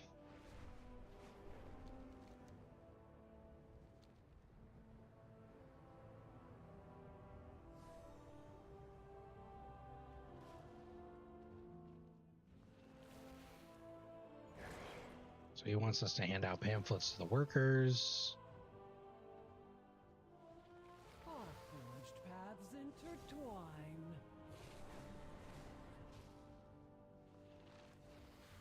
Zalatath basically went down this big hole. It's called the Core Way. She's up to no good down there, so we're going to chase her around for a little bit. It's important to them, the residents of Dornegal, because it's access to the inner workings of Azeroth. Repairs will be wasted if we're attacked again. We need to bolster our defenses. And the end of this campaign, maybe not the end, but the next portion of this campaign is actually to complete a dungeon called the Rookery. There's a couple ways that you can complete this dungeon. One is through the regular group finder. So dungeons and raids, specific dungeons, the Rookery. I think if you do a random dungeon for the War Within, it's going to force you into the Rookery, so that would be with live players. You can also do this through follower dungeons. And so follower dungeons, it'll show you kind of how to queue for these. And follower dungeons will fill your group with your missing party members. So I'm going to be in here as a damage dealer. It's going to have a non-player character NPC version of a tank, a healer, and 2 other DPS. So you can see Balgrim here is our tank, Freysworn Chelsea is our healer, and 2 other followers. And they give us mage food, which is a useful little hack. And you can toggle to allow a follower to lead the dungeon. So like obviously this is the first time that you've ever seen this dungeon. So you can toggle this so that he will kind of take the lead and you can just do damage. Alternatively, you can continue to control the group and they'll just wait for you to attack something before joining in. We can fly there. What are you doing? Stop this! Outlander, with me. And it's a great way to just kind of like see some quick examples of like what the dungeon is without having to worry about other people. It's just me in here, but this is how the dungeon is when you go in for the first time. You have to kill that guy, that mini boss. You have to go in and free these Stormrooks and fly across to this big tower.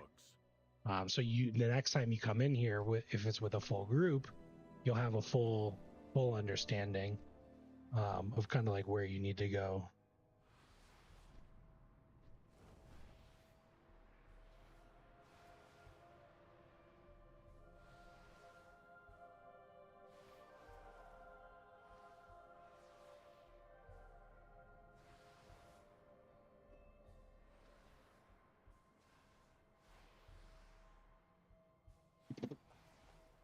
So we'll keep plugging along here. Goran, what have you done? Oop, hopefully we don't die. Looks like we're gonna die. Looks like somebody saved us. The title, the throne, it should have been mine, Baelgrim. You never deserved to be Stormlord. I left Goran, my second, in charge of the... So now we will actually kind of start talking about the dungeons, because the Rookery is a dungeon in Season 2, so you're going to see more of it when we complete more of this challenge and start doing Mythic Plus dungeons. As far as I can remember, it's not a dungeon that's going to be in Season 3.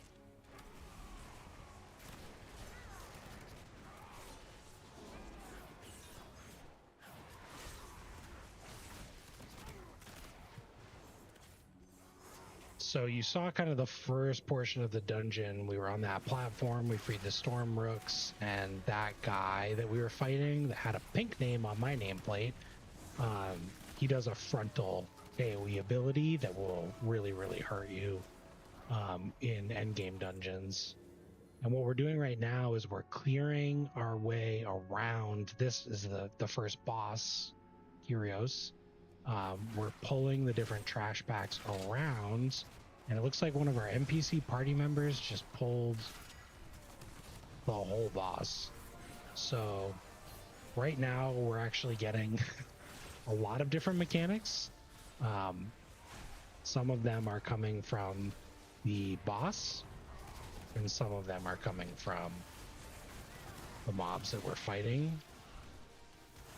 And the reason that you clear the whole room first before you pull the boss is because of this ability here. At a certain energy level, the boss is going to fly to the middle. He's going to do that big beam attack, and you're going to have to run around the outside of the room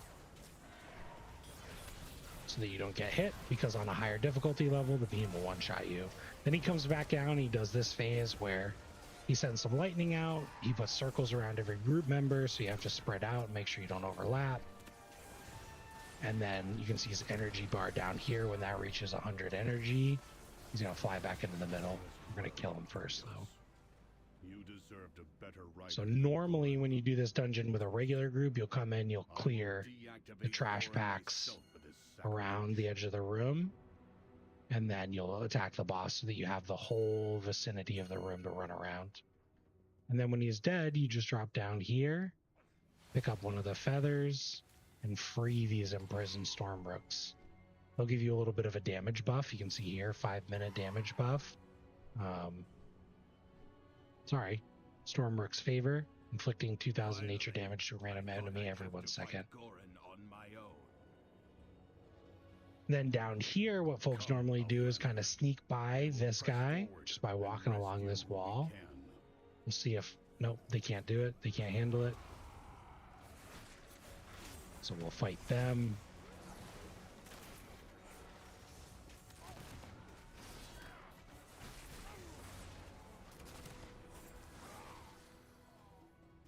They're going to make us fight the whole room, I'm sure.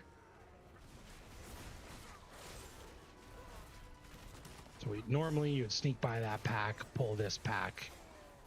A pack refers to multiple mobs. Mobs are enemies. Pull that pack into this group down here.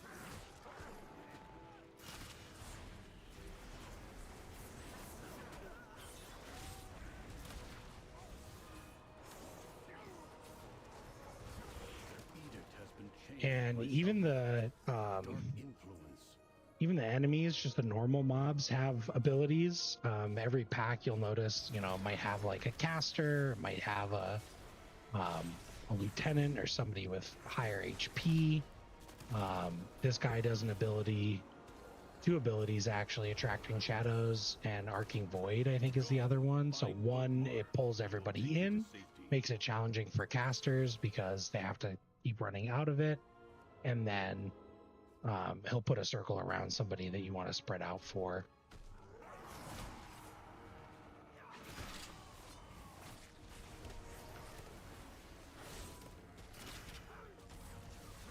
And you can see with my nameplates, with that Jundi's Plater profile that we installed last time, when I go into these dungeons, I can actually see mobs are colored different things. So mobs that don't do much are just red. Lieutenant mobs that are a little bit more important are this purple color. Mobs that cast are a blue color, so I can know that I need to kick them.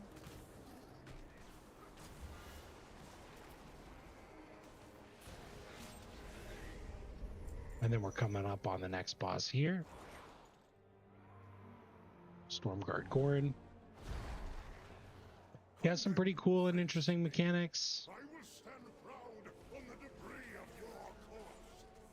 Talk about them in just a second. We're killing these guys. So he's got a few different mechanics. He starts off just by attacking the tank. And he's going to cast Chaotic Corruption. You can see it puts this purple arrow over my head and this blue or purple AoE on, sorry, purple aura on Mythic Plus difficulty and higher difficulties. That aura will actually bounce to different players, and you don't want to get it twice. So you'll have to pass that around through your group. And then you can see he did kind of like a jump and a big land, and then some AoE sort of shot out of the circle. Obviously, you want to avoid that. Just looking here. Okay, Corruption Purge. So it wants us to go down below. So here's the pink one, nameplate. That's going to tell us, okay, this mob has a cast that we want to kick. Belgrim beat us to it on that one.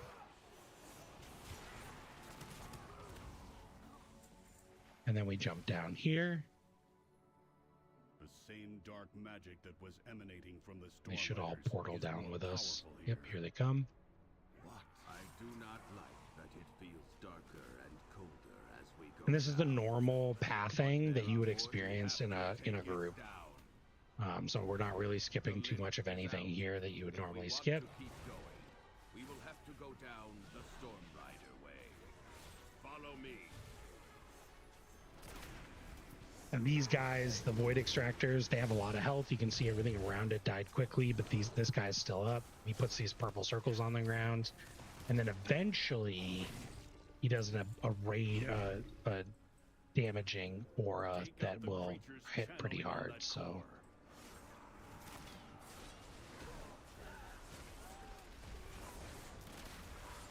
All right, Belgrim, pick this guy up. Thank you. Follower dungeons are a little unique. Your normal experience would actually be like what would happen if I toggled this. So like I just changed it over to let Belgrim lead. Normally your tank will go in and... Where is my tank? And deal and lead the way. No, he looks like a shaman tank.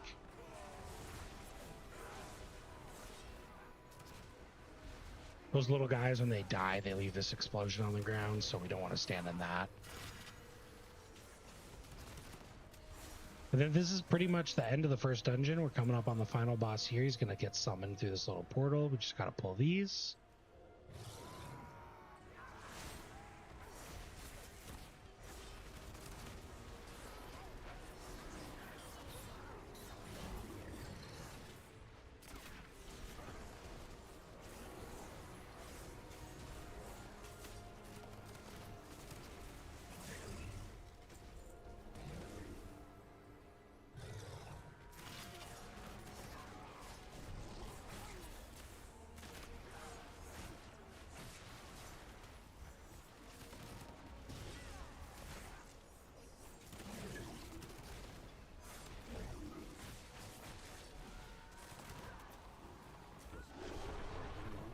And when this boss gets summoned, he actually knocks you back. So if you're doing this in a group, you want to try and make sure you're not too close to this edge of this dock, because you will get knocked into the water.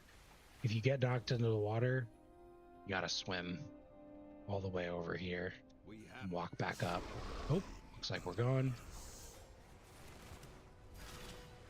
Now, this boss is really interesting because it requires your group to spread out.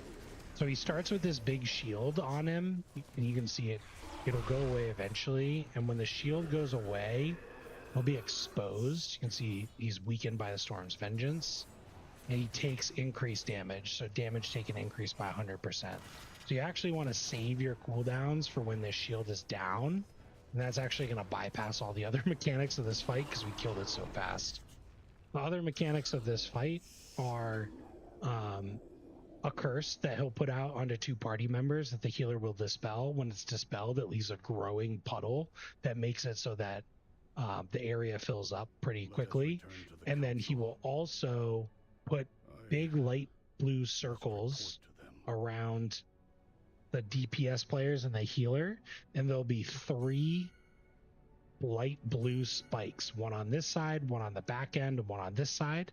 And you will want to take your light blue circle and run it over to one of the spikes. When that expires, it's going to erase the spike. If the spikes are not broken, it'll summon an ad, which will just take longer to kill the boss. So shield phase, curse, spikes.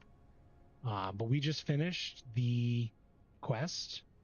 So we're gonna, I think we can right click our character and say leave instance group. It's gonna teleport us out of the dungeon.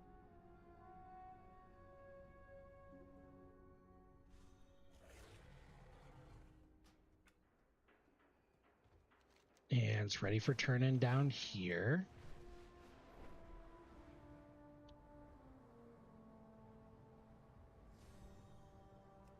So we just did a follower dungeon. You can see here the loot. I mean, we did get a ring. We got some vendor trash. It's not really a great way to like farm anything or to make money.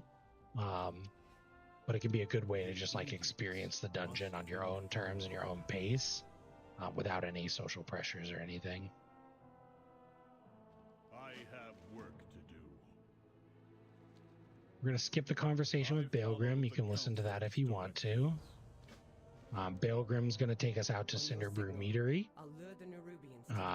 This is where we're going to hatch a plan against the Nerubians. Before we do that, we're going to just talk a little bit about professions. So I talked about professions earlier on. I kind of gave you a brief overview. There are a bunch of different professions. There's one for each armor type. So leather wearers like rogues and druids and monks. Leatherworking is really good. Leatherworking is fueled by skinning. You skin mobs or beasts as you kill them, and you get leather, and you get mail, you get hide, and you can turn that into armor. So leatherworking is for leather wearers and for mail wearers. You get hide or you get leather.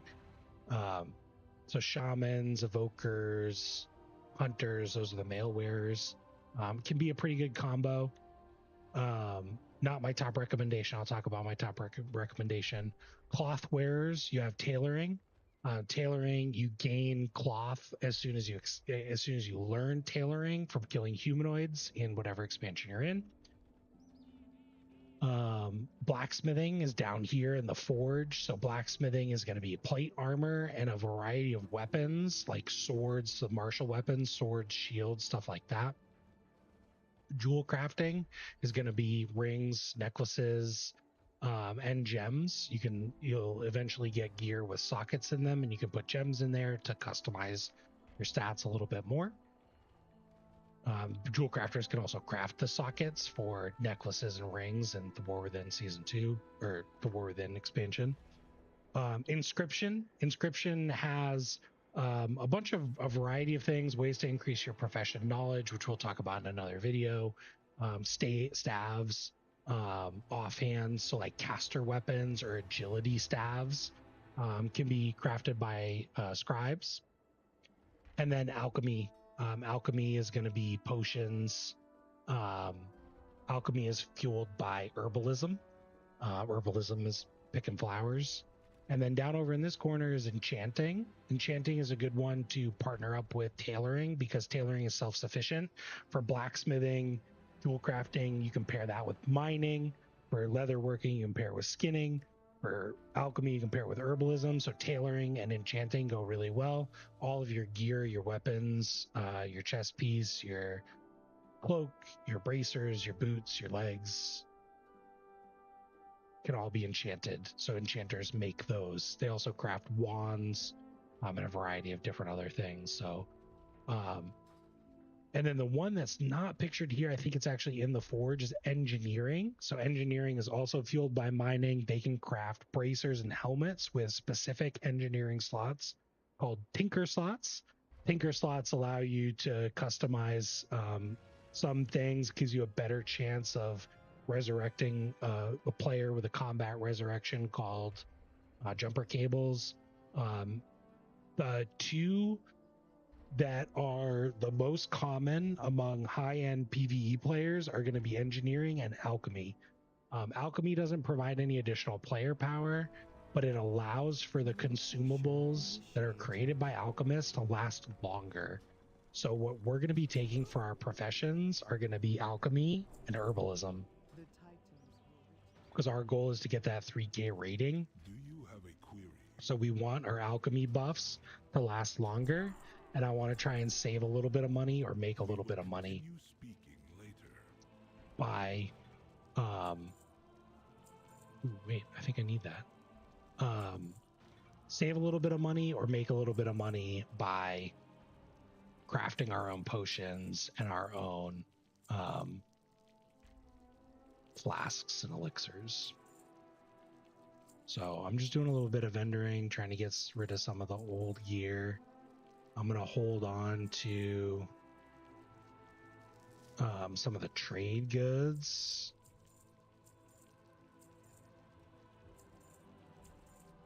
Because I want to sell those.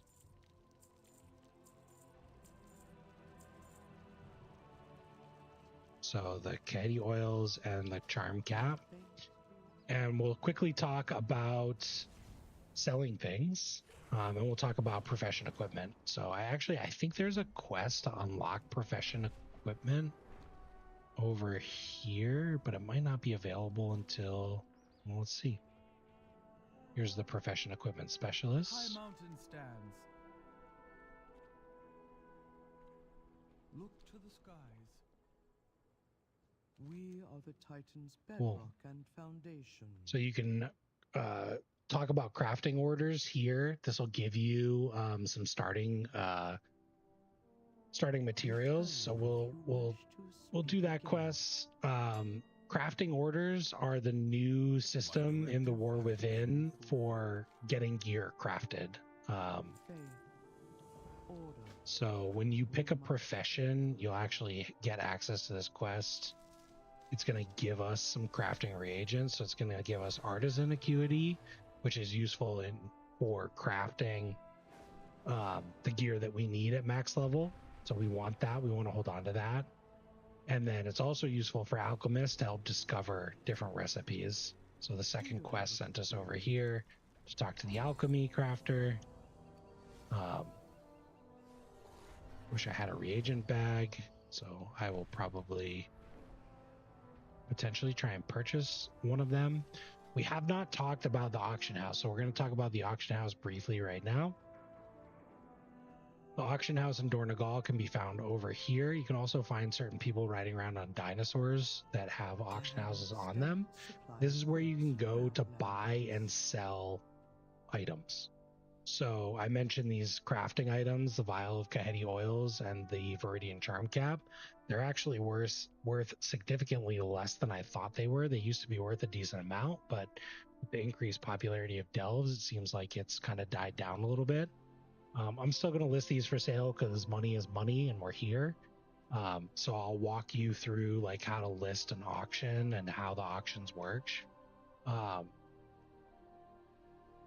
to list something, you can open up the auctioneer and you can just right click and it's going to automatically bring you over to the sell tab, and it's going to show you what the current unit price is and how many sellers there are. So the Viridian Charm Caps have 18 units, 11 different sellers. The way that the auction house works is actually FIFO, if you're familiar with economics, first in, first out. So what you actually want to do when you're selling, if you want to get it sold as quick as possible, is undercut by a silver, which is fine, but the other people that make crafting and money making a big part of their game will get mad at you for this. But what you want to do is keep it up for the shortest amount of time to be the lowest duration. So we're just gonna create these auctions. You can see there's already been a jump in the stock that's on here. So we'll do the same thing for the caddy oils. We'll sell those.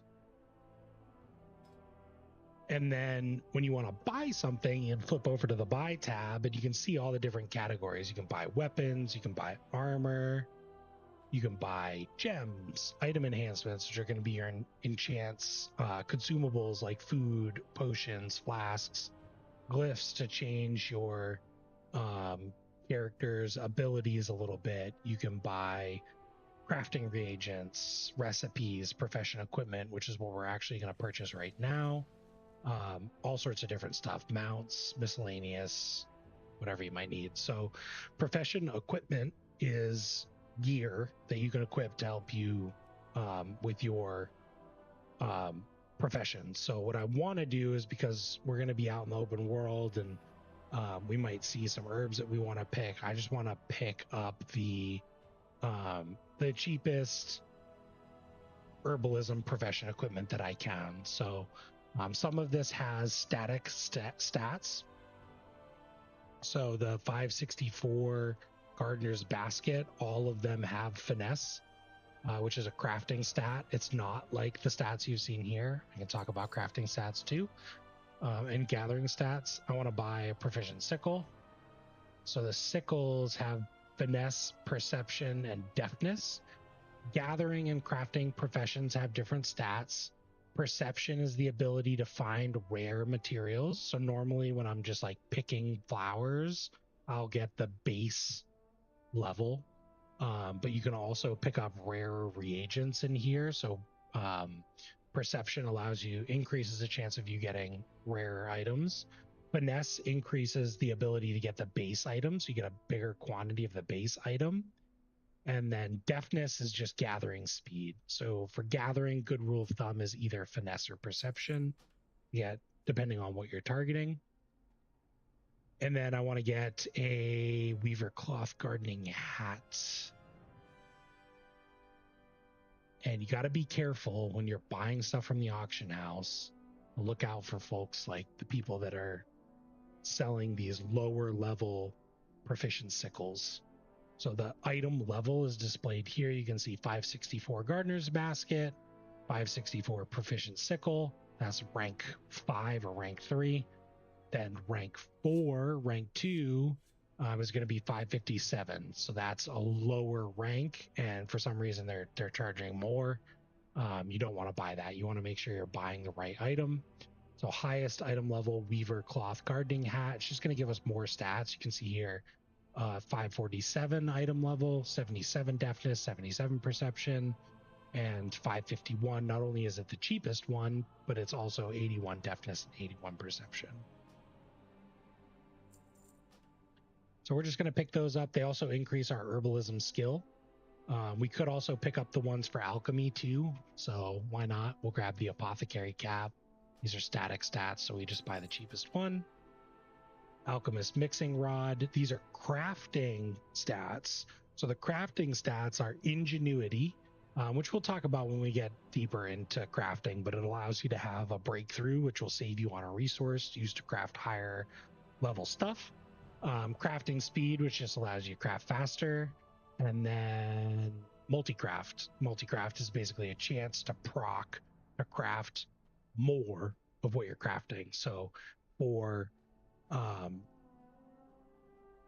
For alchemy, for leveling up and for some certain things, ingenuity is actually pretty good. And then multi-craft is what you want because you want to have a better chance of crafting 3 or 4 potions instead of just the one. So the price difference is like 1.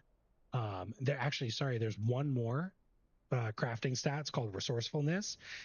This increases your percent chance to save on reagents. So I'm actually going to purchase this one because when I'm leveling up by profession, I want to save as many reagents as I can. So we bought the cap, the mixing rod. We're going to buy the robe now. The robe has static stats for resourcefulness and crafting speed. So I'm just picking these up. If you pick a different profession, like you want to do leatherworking and skinning, that's no problem. You can do that too. I'm going to go back out. Once you purchase something, it'll get mailed to you. You go back out to the mailbox, you click open all. And then for profession equipment, all you have to do is right click it. And it's just going to automatically open up the profession window. And in the top right, you'll see your profession equipment. So I'm just dropping in the alchemy stuff. We can see here it's 3 slots: head, chest, and tool. And then for herbalism, it is, I think, 2 tools, a sickle, a basket, and a hat. You can see it'll equip it on your character. So I've got a heck of a transmog going on now. You can, if you don't like the way that these look, you can actually go and talk to this profession equipment specialist and say, I don't want to see my accessories. Only show my fishing rod while fishing, gathering tools while gathering. That'll just turn that off. So that's a little brief 101 on professions. I really recommend, if you're going to be doing PvE content, you'll save a lot of money by picking alchemy and herbalism, or at least alchemy. You don't need to you can pick any 2 that you want when it comes to professions. So if you wanted to, as a rogue, I could pick leatherworking and I could pick alchemy and I could craft my own armor. The thing with not choosing a gathering profession is obviously you have to purchase that from other gatherers. So materials can be expensive in the beginning of an expansion, but like right now they're pretty cheap. So you can really do whatever you want. I'm just going to pick gathering because I want to save a little bit of money.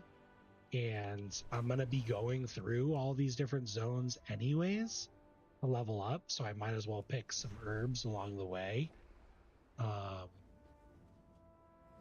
Trying to remember exactly where it is, but you should. Okay, this little tracking icon will allow you to track herbs. So find herbs is on. And I'm just flying out just to show you an example. It's this little leaf icon. And you just walk up to it and right click and you gather the herbs. We'll talk about profession knowledge too when we get a little bit further along. That's how we're going to make it so that we can extend the duration of our flasks and get additional bonuses from potions.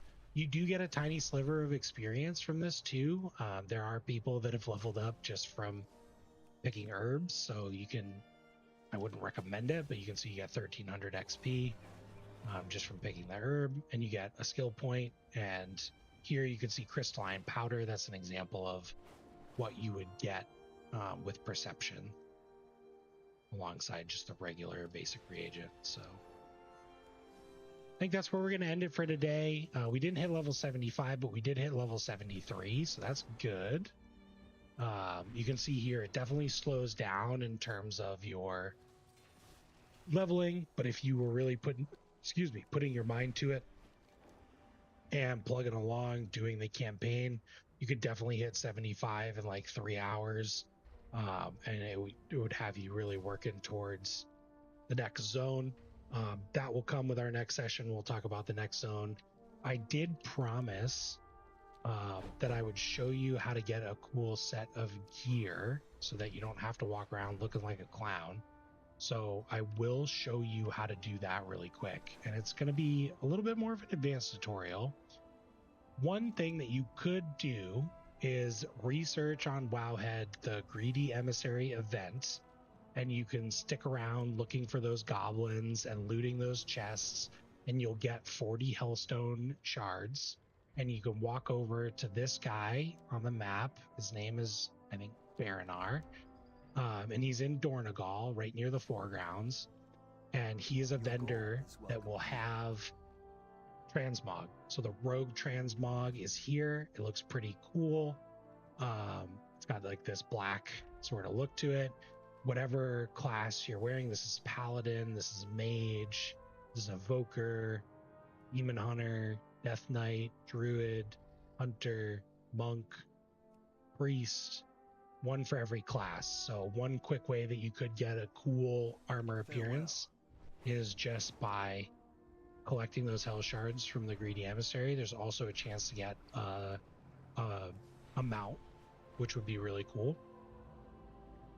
The other thing that you can do, especially at this item level, is you can do any of the old world content, but you're probably going to have to look up how to get to where you want to go. So if you want to farm a piece of gear or do some old raids, you can go just like I did earlier. You can click, sorry, we'll wait for the loading screen here. You can click Shift J and go to, you can click Shift P and go to Sets and scroll down to find something that you might like. And it will show you where you can get that. So this is the Netherblade set. It comes from Gruul's Lair along with some other dungeons. You can look up Netherblade set on Wowhead and it'll show you where to go to get those. So if there's something cool that you like, this is a great time during the bounty event to go and farm that. There's also a good chance of getting mounts and different things. And then the other thing that you can do if you want a cool set, I think there's actually a couple different places we can go. So I just portaled back to Orgrimmar and I want to check these legacy vendors. And I'm looking for any ensembles. So this gear can also be purchased, it can just be purchased with gold. So you can see here the Black Fang armor. You can buy this entire ensemble straight from this vendor for gold. So if that's something that you like, you can just get this right in Orgrimmar. This is where you turn in the tier tokens. So if you went out and you were doing the legacy content, this is where you would turn those in. I do believe that some of it is purchasable. So here we can get the Dark Phoenix tunic, the gloves, the leg guards, the helmet, and the shoulders, just for a couple of silver. You can also pick up some complimentary bracers. They probably match as well. And you can sell them back to the vendor for a little bit, or in a little bit. You can look at some of the other vendors too. They'll have other items that you can purchase. Go forth to victory. But now when I go into my appearance collection, I can actually see this tier set from the Firelands. I have the helmet, shoulders, chest piece, gloves, and pants. I'm missing the boots. Those come from normal Firelands. I'm missing the belt. That's a world drop and a vendor. So the flame binding girdle, it's probably right behind me. And then Alyss Resort normal and the flame binder bracers. So I'm just going to take a quick look. Flame binder bracers, I just purchased those. They just haven't gone into my appearance collection yet. And then I'm looking for the belt, flame binder belt. Not seeing it. It's okay.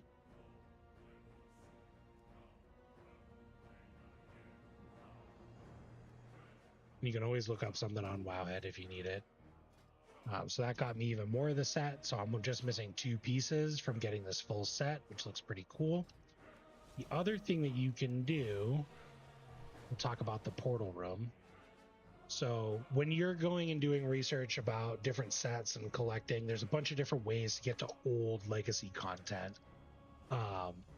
So for a lot of the content from Cataclysm in Orgrimmar, you can actually fly over to this little area here, and you can see these different portals that'll bring you to Deepholm, High Jaw, to Twilight Highlands, to Oldham. There's access to different areas, different raids. And then the other area that we have is the portal room. So in Orgrimmar's here for Alliance characters, it's in Stormwind and the Mage Quarter. And the portal room will provide you access to a bunch of different portals. So I took a portal into Orgrimmar that dumped me out at the start of this portal room. But if you walk in here, this portal, Dead of Head, will bring you to Azuna for Legion. This one will bring you to Zoldazar for Battle for Azeroth. This one will bring you to the Jade Forest for Mists of Pandaria. This one will bring you to Dalaran Crystal Song Forest. So this is Wrath of the Lich King. This portal will bring you to Oribos, which is the Shadowlands. Here's Valdrakken for Dragonflight. And then this one brings you to Silvermoon, which is just on the other continent, if you ever needed to get over there quickly. You can't fly here, so I wouldn't actually recommend taking this one. And then downstairs, there's some more portals, one of which is to get back to where we just were. So we'll come in here. So we have Dornogal, which is the current expansion. We have Shatrath, which is the Burning Crusade. We have the Caverns of Time, which are down here in Daenerys. This is where we can go to do our Warband quest.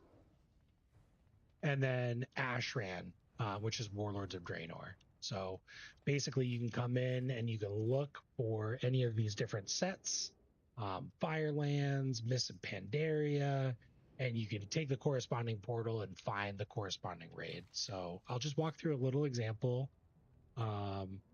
Say we really wanted to get this set from Ulduar. We would look up Ulduar on Wowhead. We would see that Ulduar is a Wrath of the Lich King expansion. We would go to upstairs to the portal to Dalaran, Crystal Song Forest, which would take us up to Northrend. And then on the maps in Northrend, you can see the different raids. So Ulduar is up here to the north, Trial of the Crusader, different dungeons are blue. Icecrown has Icecrown Citadel, Vault of Archivon. There's a little one over here called the Eye of Eternity.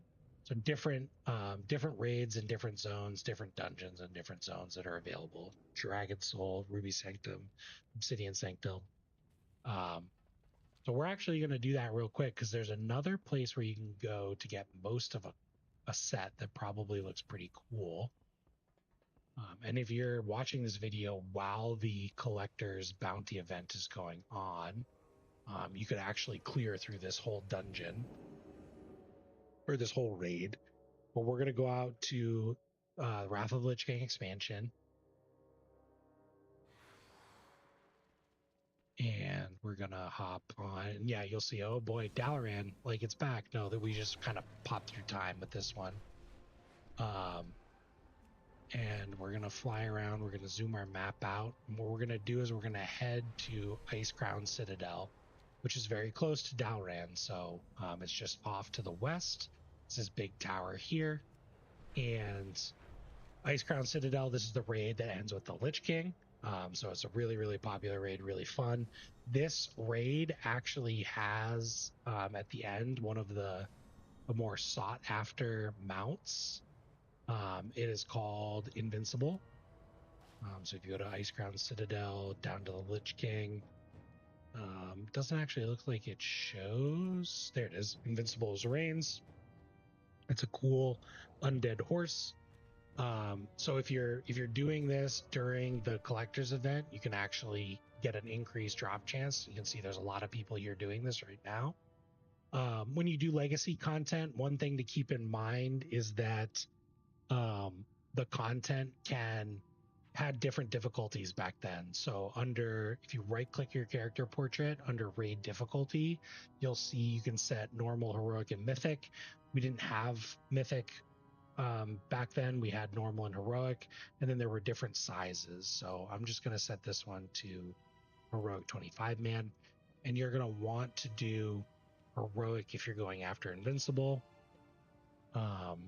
You have to go through the entire raid and complete every fight. I would recommend watching a video.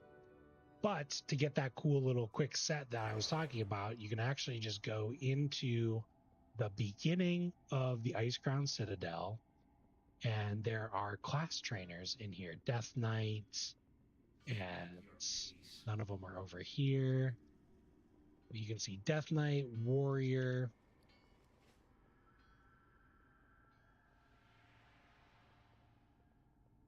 Hello. Legacy Justice Quartermaster. So this is similar to the guy from earlier. You can buy a set here for just a couple gold. This is the Relentless Gladiators leather tunic, gloves, leg guards, helmet, and spalders. They look like this. Have a good one. Dark Lady, watch over you. Priest armor, Warlock armor, Druid, and Rogue armor. So for just a little bit of copper, we can buy another partial set. For Rogue, it looks a little bit funky. But I'm just going to pick it up because I think it's kind of cool. So the Shadow Blade set. So I'm just going to buy these pieces. And that's going to add them to my collection. You can see here, if I click Shift P, it'll open up to what I just discovered here.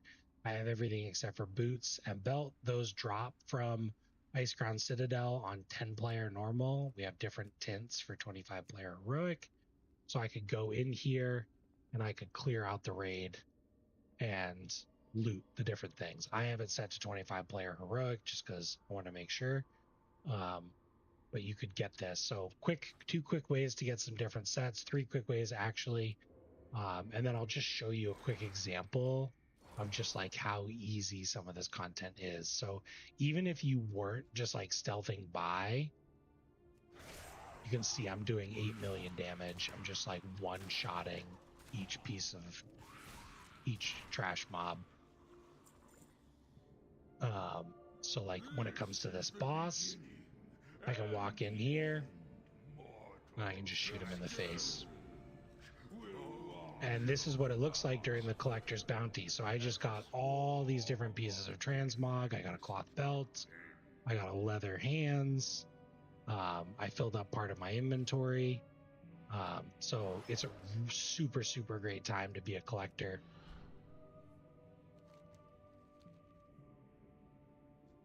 And you can just zoom through the raid.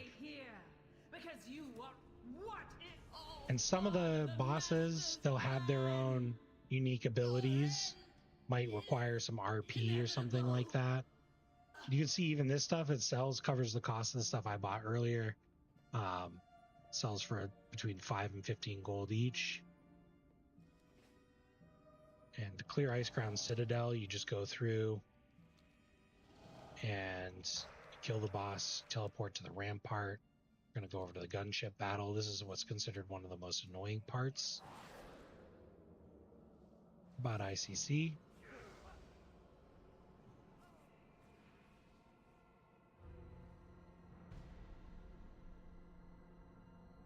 It's not the most efficient gold farm. You'll actually, I mean, we made 4,000 gold. You can see just clearing this, I'm only making, 10 gold per piece, but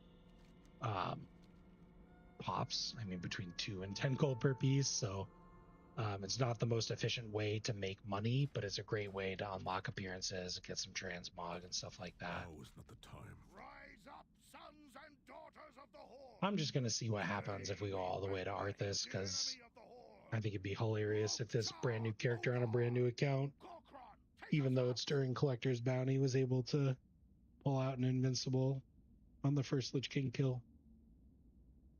If not, I get some armor that I can vendor.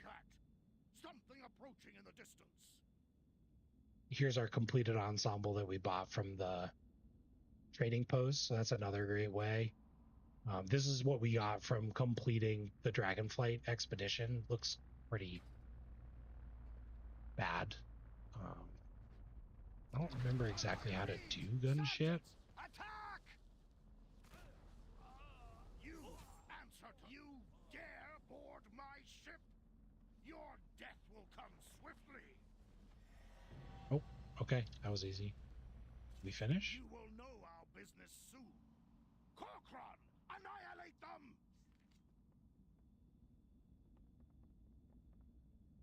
Ship armory.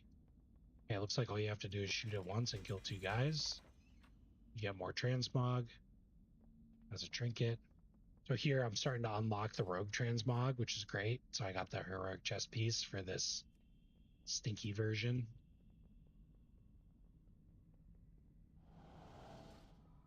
Now we have to wait a little bit for Sourfang. He's part of the next fight. You might be like, I'm getting whiplash over here with all the different. Talk to Sourfang. He'll start the event. You know, this is a totally different timeline. It happened years ago. There's plenty of videos where you can learn about the lore of the Lich King. It's good. It's a good story. A lot of people agree that's what the first Warcraft movie should have been about.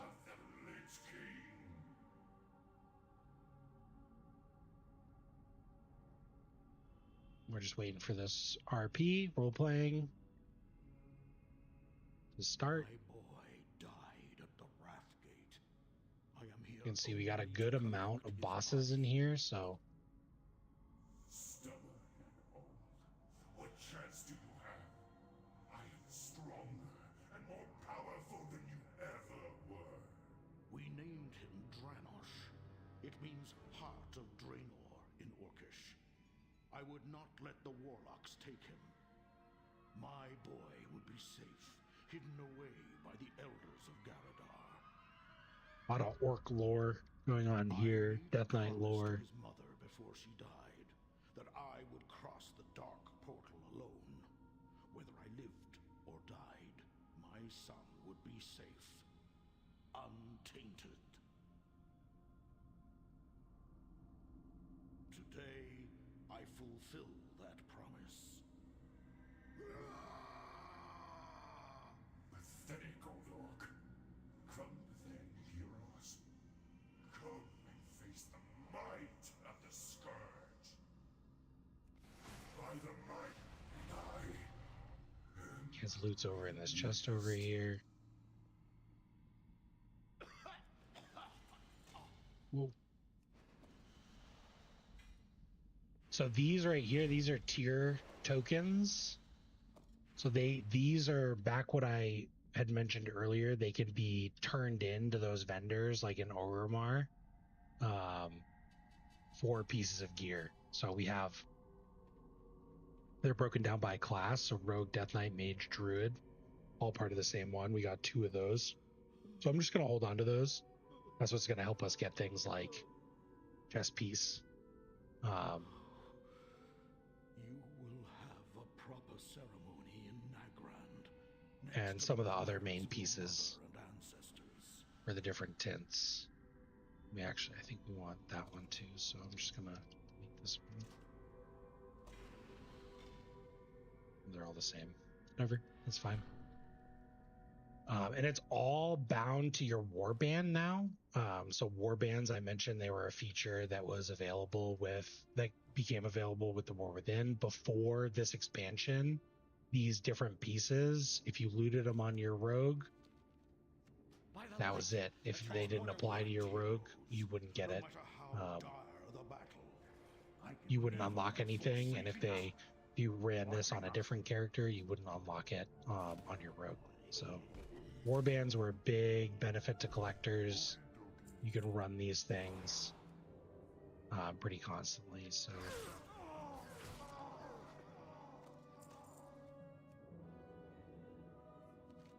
we're just going to kill these bosses. Can't remember if we have to kill everything in this room or not. The way that this boss room works, if you go left, is killing these bosses at the top and the bottom release goo into these tubes, which then opens up.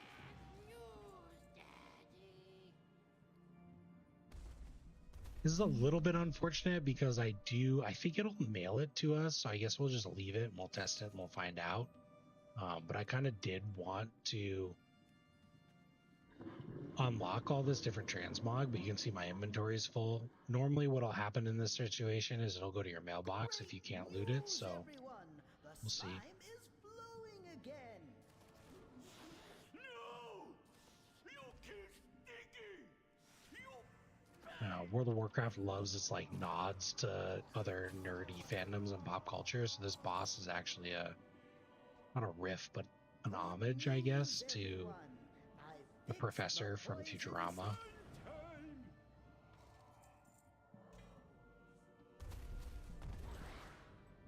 Terrible news, everyone. Rotface is dead. But great Oh, I forgot to open news, the tube. everyone. He left behind. Great news, everyone. The slime is flowing again.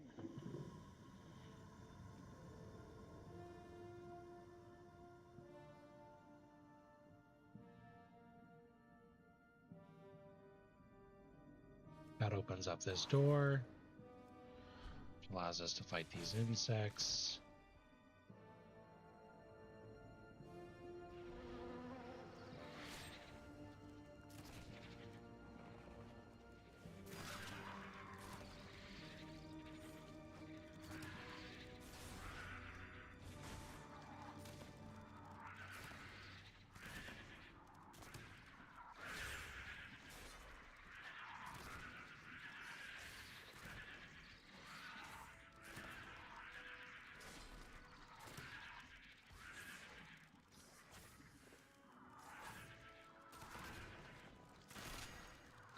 It takes a little while to kill them if you're in Outlaw Road.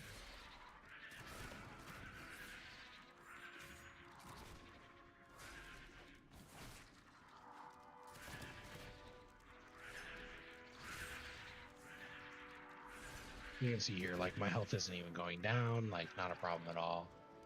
Oh, you don't have to just stand here and kill them. Good for me.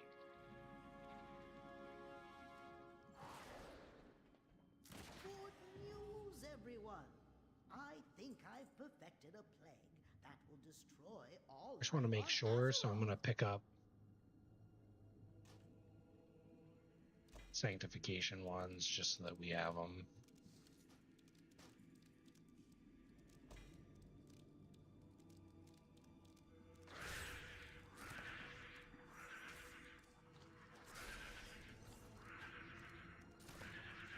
Man, this is going to take forever.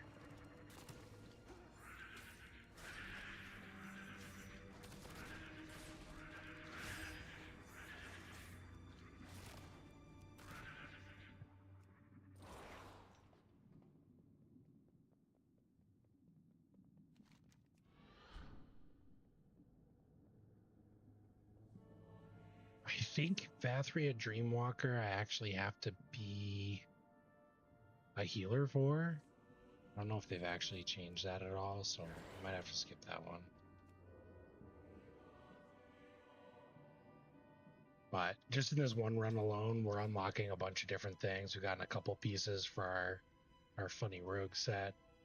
But we're also getting items too for weapons and stuff. So you can see, I don't think we've gotten any fist weapons, but probably gotten a dagger or two. Doesn't look like it. Here's a bow that we unlocked. So you'll unlock a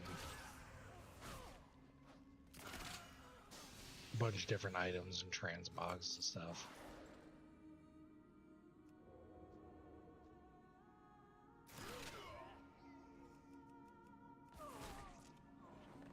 Foolish mortals. You thought us defeated so easily. The Sand Lane are the Lich King's immortal soldiers. Now, you shall face their might combined. Rise up, brothers, and destroy our enemies!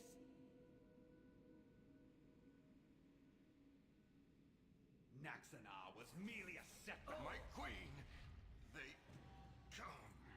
We got a cool mace, Crypt Maker. Like I said, I'm pretty positive that all this gets mailed to us. So we've killed 2, and our goal here is to kill each wing so that we unlock the main sort of console. So now we're going upstairs. I'm gonna fight Blood Queen. It's Blood Queen. You have made an unwise. We were all Glacial Wall, cool shield. Wicked cool shield. Holy. A couple more tier pieces. Looks like we did get one for Rogue. So we're going to grab that one. All these can be turned in back at the start of the dungeon, start of the raid. Drop down here to escape quickly. Go over to the last section where we fight some dragons.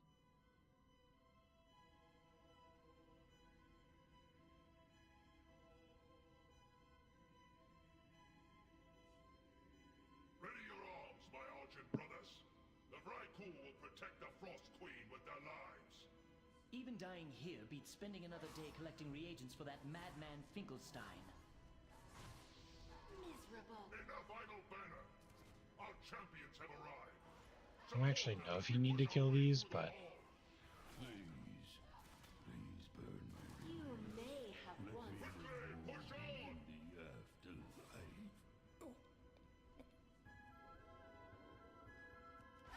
Hurry! Before that Valkyrie picks us off! What?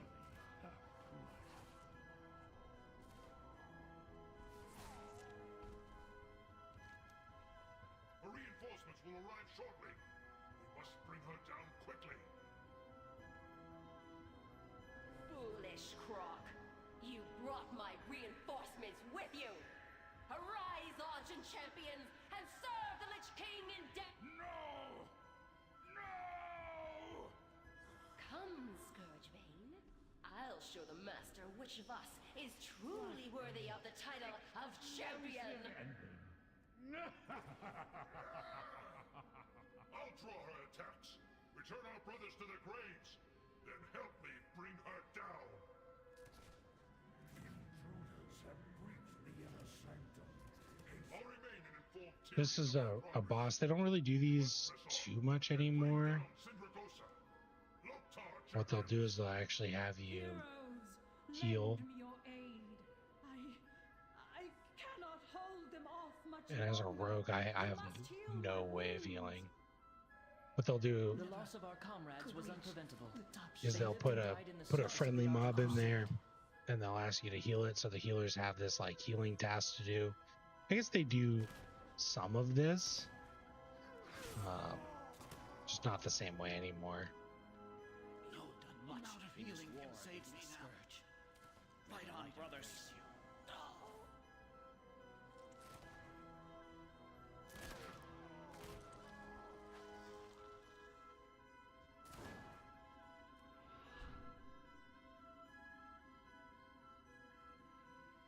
Does the orbs do anything? Nightmare portal.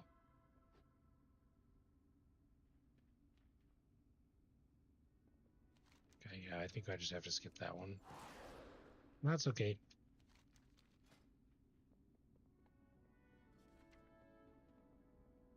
Looks like she drops anything too crazy. Is this oh, it's an elevator. Always got to be careful with elevators in this game. You drop to your death. So we're just 2 away. We just got to fight Cindergosa. And then we got to fight the Lich King. We'll see if we get a cool mount. Must not approach the Frost Queen. Quickly, stop them!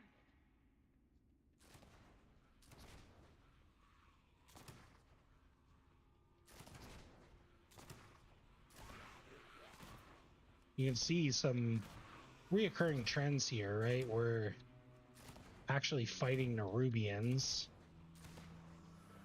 which is the main enemy that we're also fighting in the War Within, because they are all denizens of Azeroth.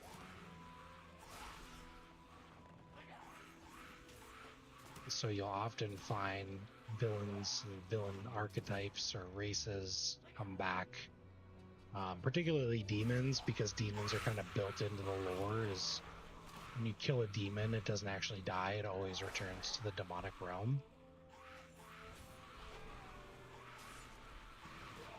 And the same is true, well, the same is not true, but those trends seem to continue pretty often. I saw the door open, so I'm just going to run into Cindergosa real quick. I think we have to kill all the trash.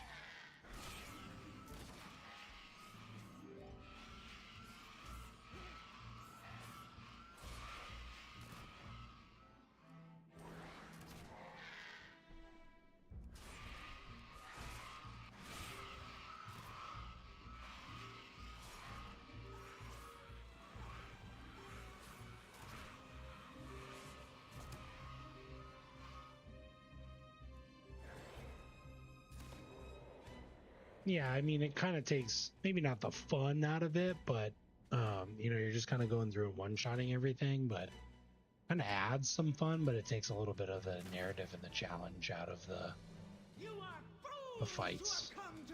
You still got plenty of RP, plenty of voice lines.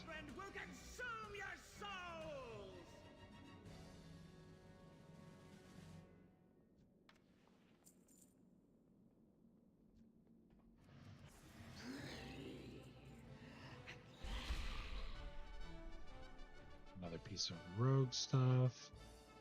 This is actually a pet, blood boil. So I'm just gonna use it in order to free up some space. Here's another pet, so we'll grab that one.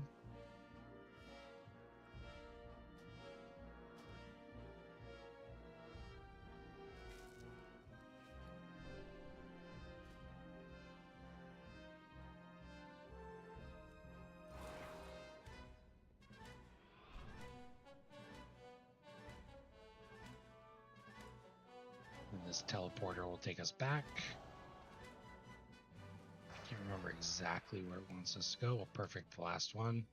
Then we just run into the middle. That'll take us up to the Lich King.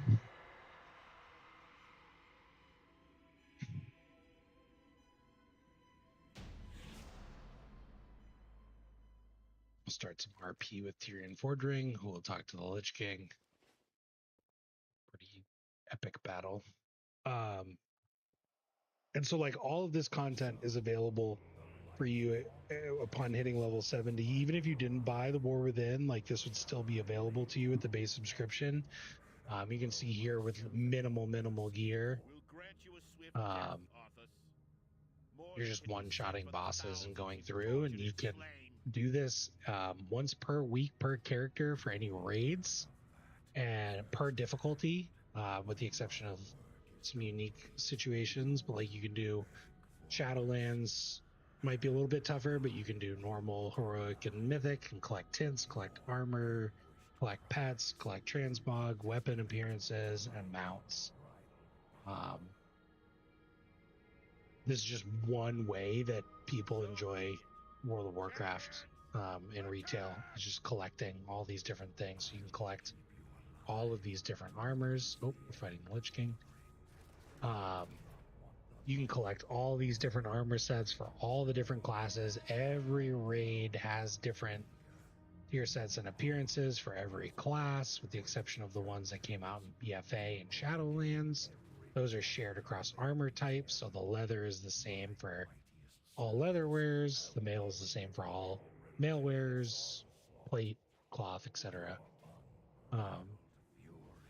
But you can literally spend countless hours just collecting all the different appearances, collect the ones that you like, think are cool. This is still doable after the Collector's Bounty as well. It doesn't have to just be during Collector's Bounty. You'll just have reduced total drop rates during that time. So I told you that we were just going to go and get an appearance, armor appearance. We did get that. We'll start the next episode by transmogging, but a little bit of bonus content here, going through Ice Crown Citadel, killing the Lich King, trying to get Invincible is one of our first additional mounts.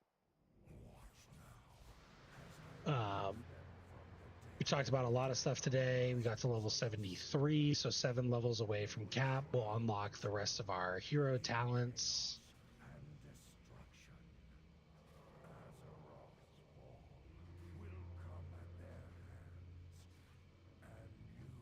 And next time we'll focus a little bit less on some of the story elements, and a little bit more on the leveling aspect. So we'll go through at least 2 more zones, learn the story there. Our goal is to align level 80 with completing our first, with completing the last zone, which is going to end with further introduction to the main villain of Season 1, Queen Ansarak.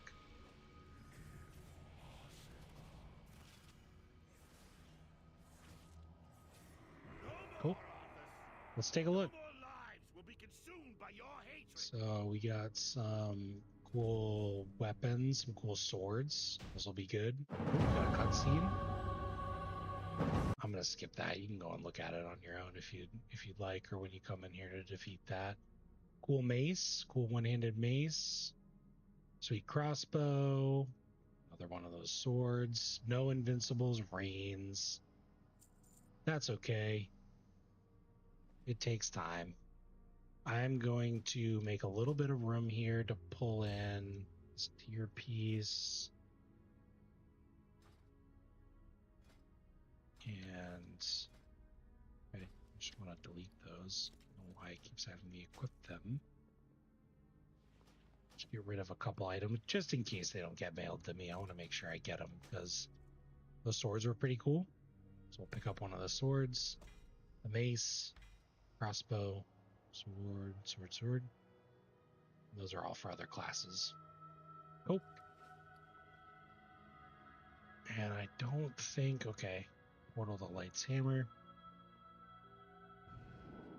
So this will port you back to the beginning of the dungeon right next to the armor vendors. So I can actually spend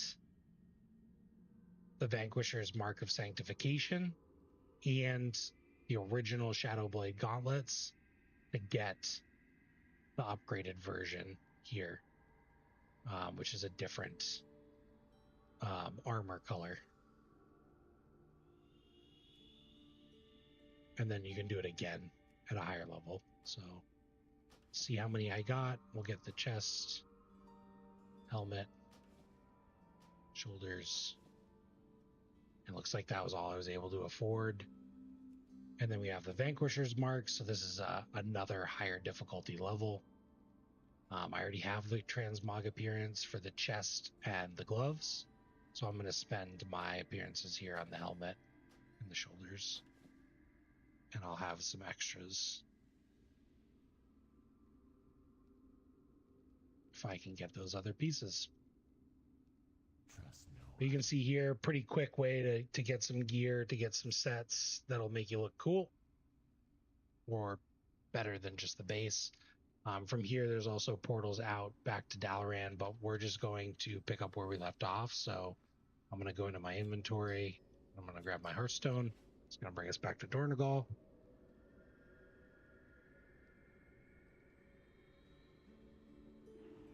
And real quick, I'll talk to you a little bit about transmog. I mentioned transmog.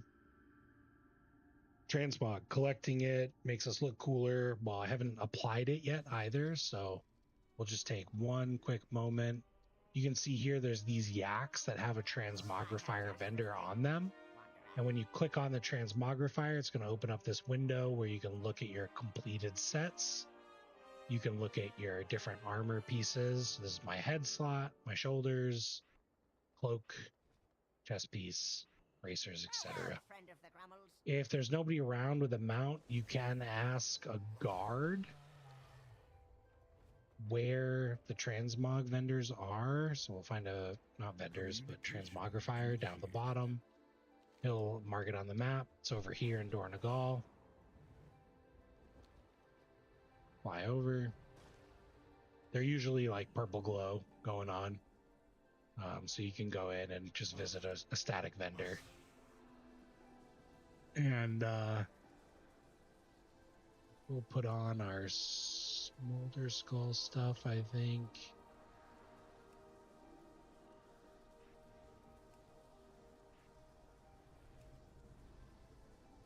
We looted a couple cloaks while we were in there too.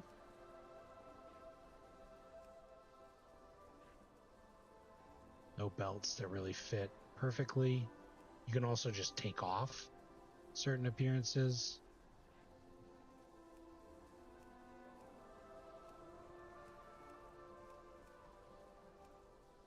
None of these are quite perfect, so we'll just take these for now. And then we got a couple of weapons for one-handers. You can transmog, even though I have a fist weapon equipped, you can switch between fist weapons, maces, swords, and axes. However, daggers need to be specific. So you can only transmog daggers to daggers. I'm going to equip those cool swords that we got. Picked up a green cloak along the way. I can hide my tabard if I want to. Now we're looking pretty roguelike. You can also save them by clicking new outfit. I'll just call this one Flayed Guy. And now I've got a cool outfit. Over here, just while we're at it, there's also the barber that I mentioned. So you can just walk in here, click on, and change any of the appearances that you wanted to change on the character selection screen for a small amount of gold. But that'll be it for today. We talked about a bunch of stuff. We did the War Within intro. We talked about hero talents, the trading post, professions, delves, follower dungeons, auction house, the portal room in Orgrimmar, doing old content for loot, and transmog and mounts. Same rules apply. Like we talked about looking up transmog, but you can go into the mount journal and you can see every mount that you haven't collected. And you can go and find out where they come from. Some of them are reputations. Some of them come from dungeon bosses. Some of them come from the trading post. So you can go through and you can look at cool things that you want to target. Any that mention that they drop in a raid, like this one from Antorus, you'll see which boss drops it. And you can go through and get all these cool different mounts from different areas and stuff. But thanks for watching. Appreciate it. This was episode 6 of the New Player's Guide to Retail World of Warcraft. I'm your host, Yogurt. I'll be back hopefully tomorrow to record another one, get us up to like 75, 76, get us closer to that milestone of hitting the level cap. Thanks for watching, and I'll talk to you next time.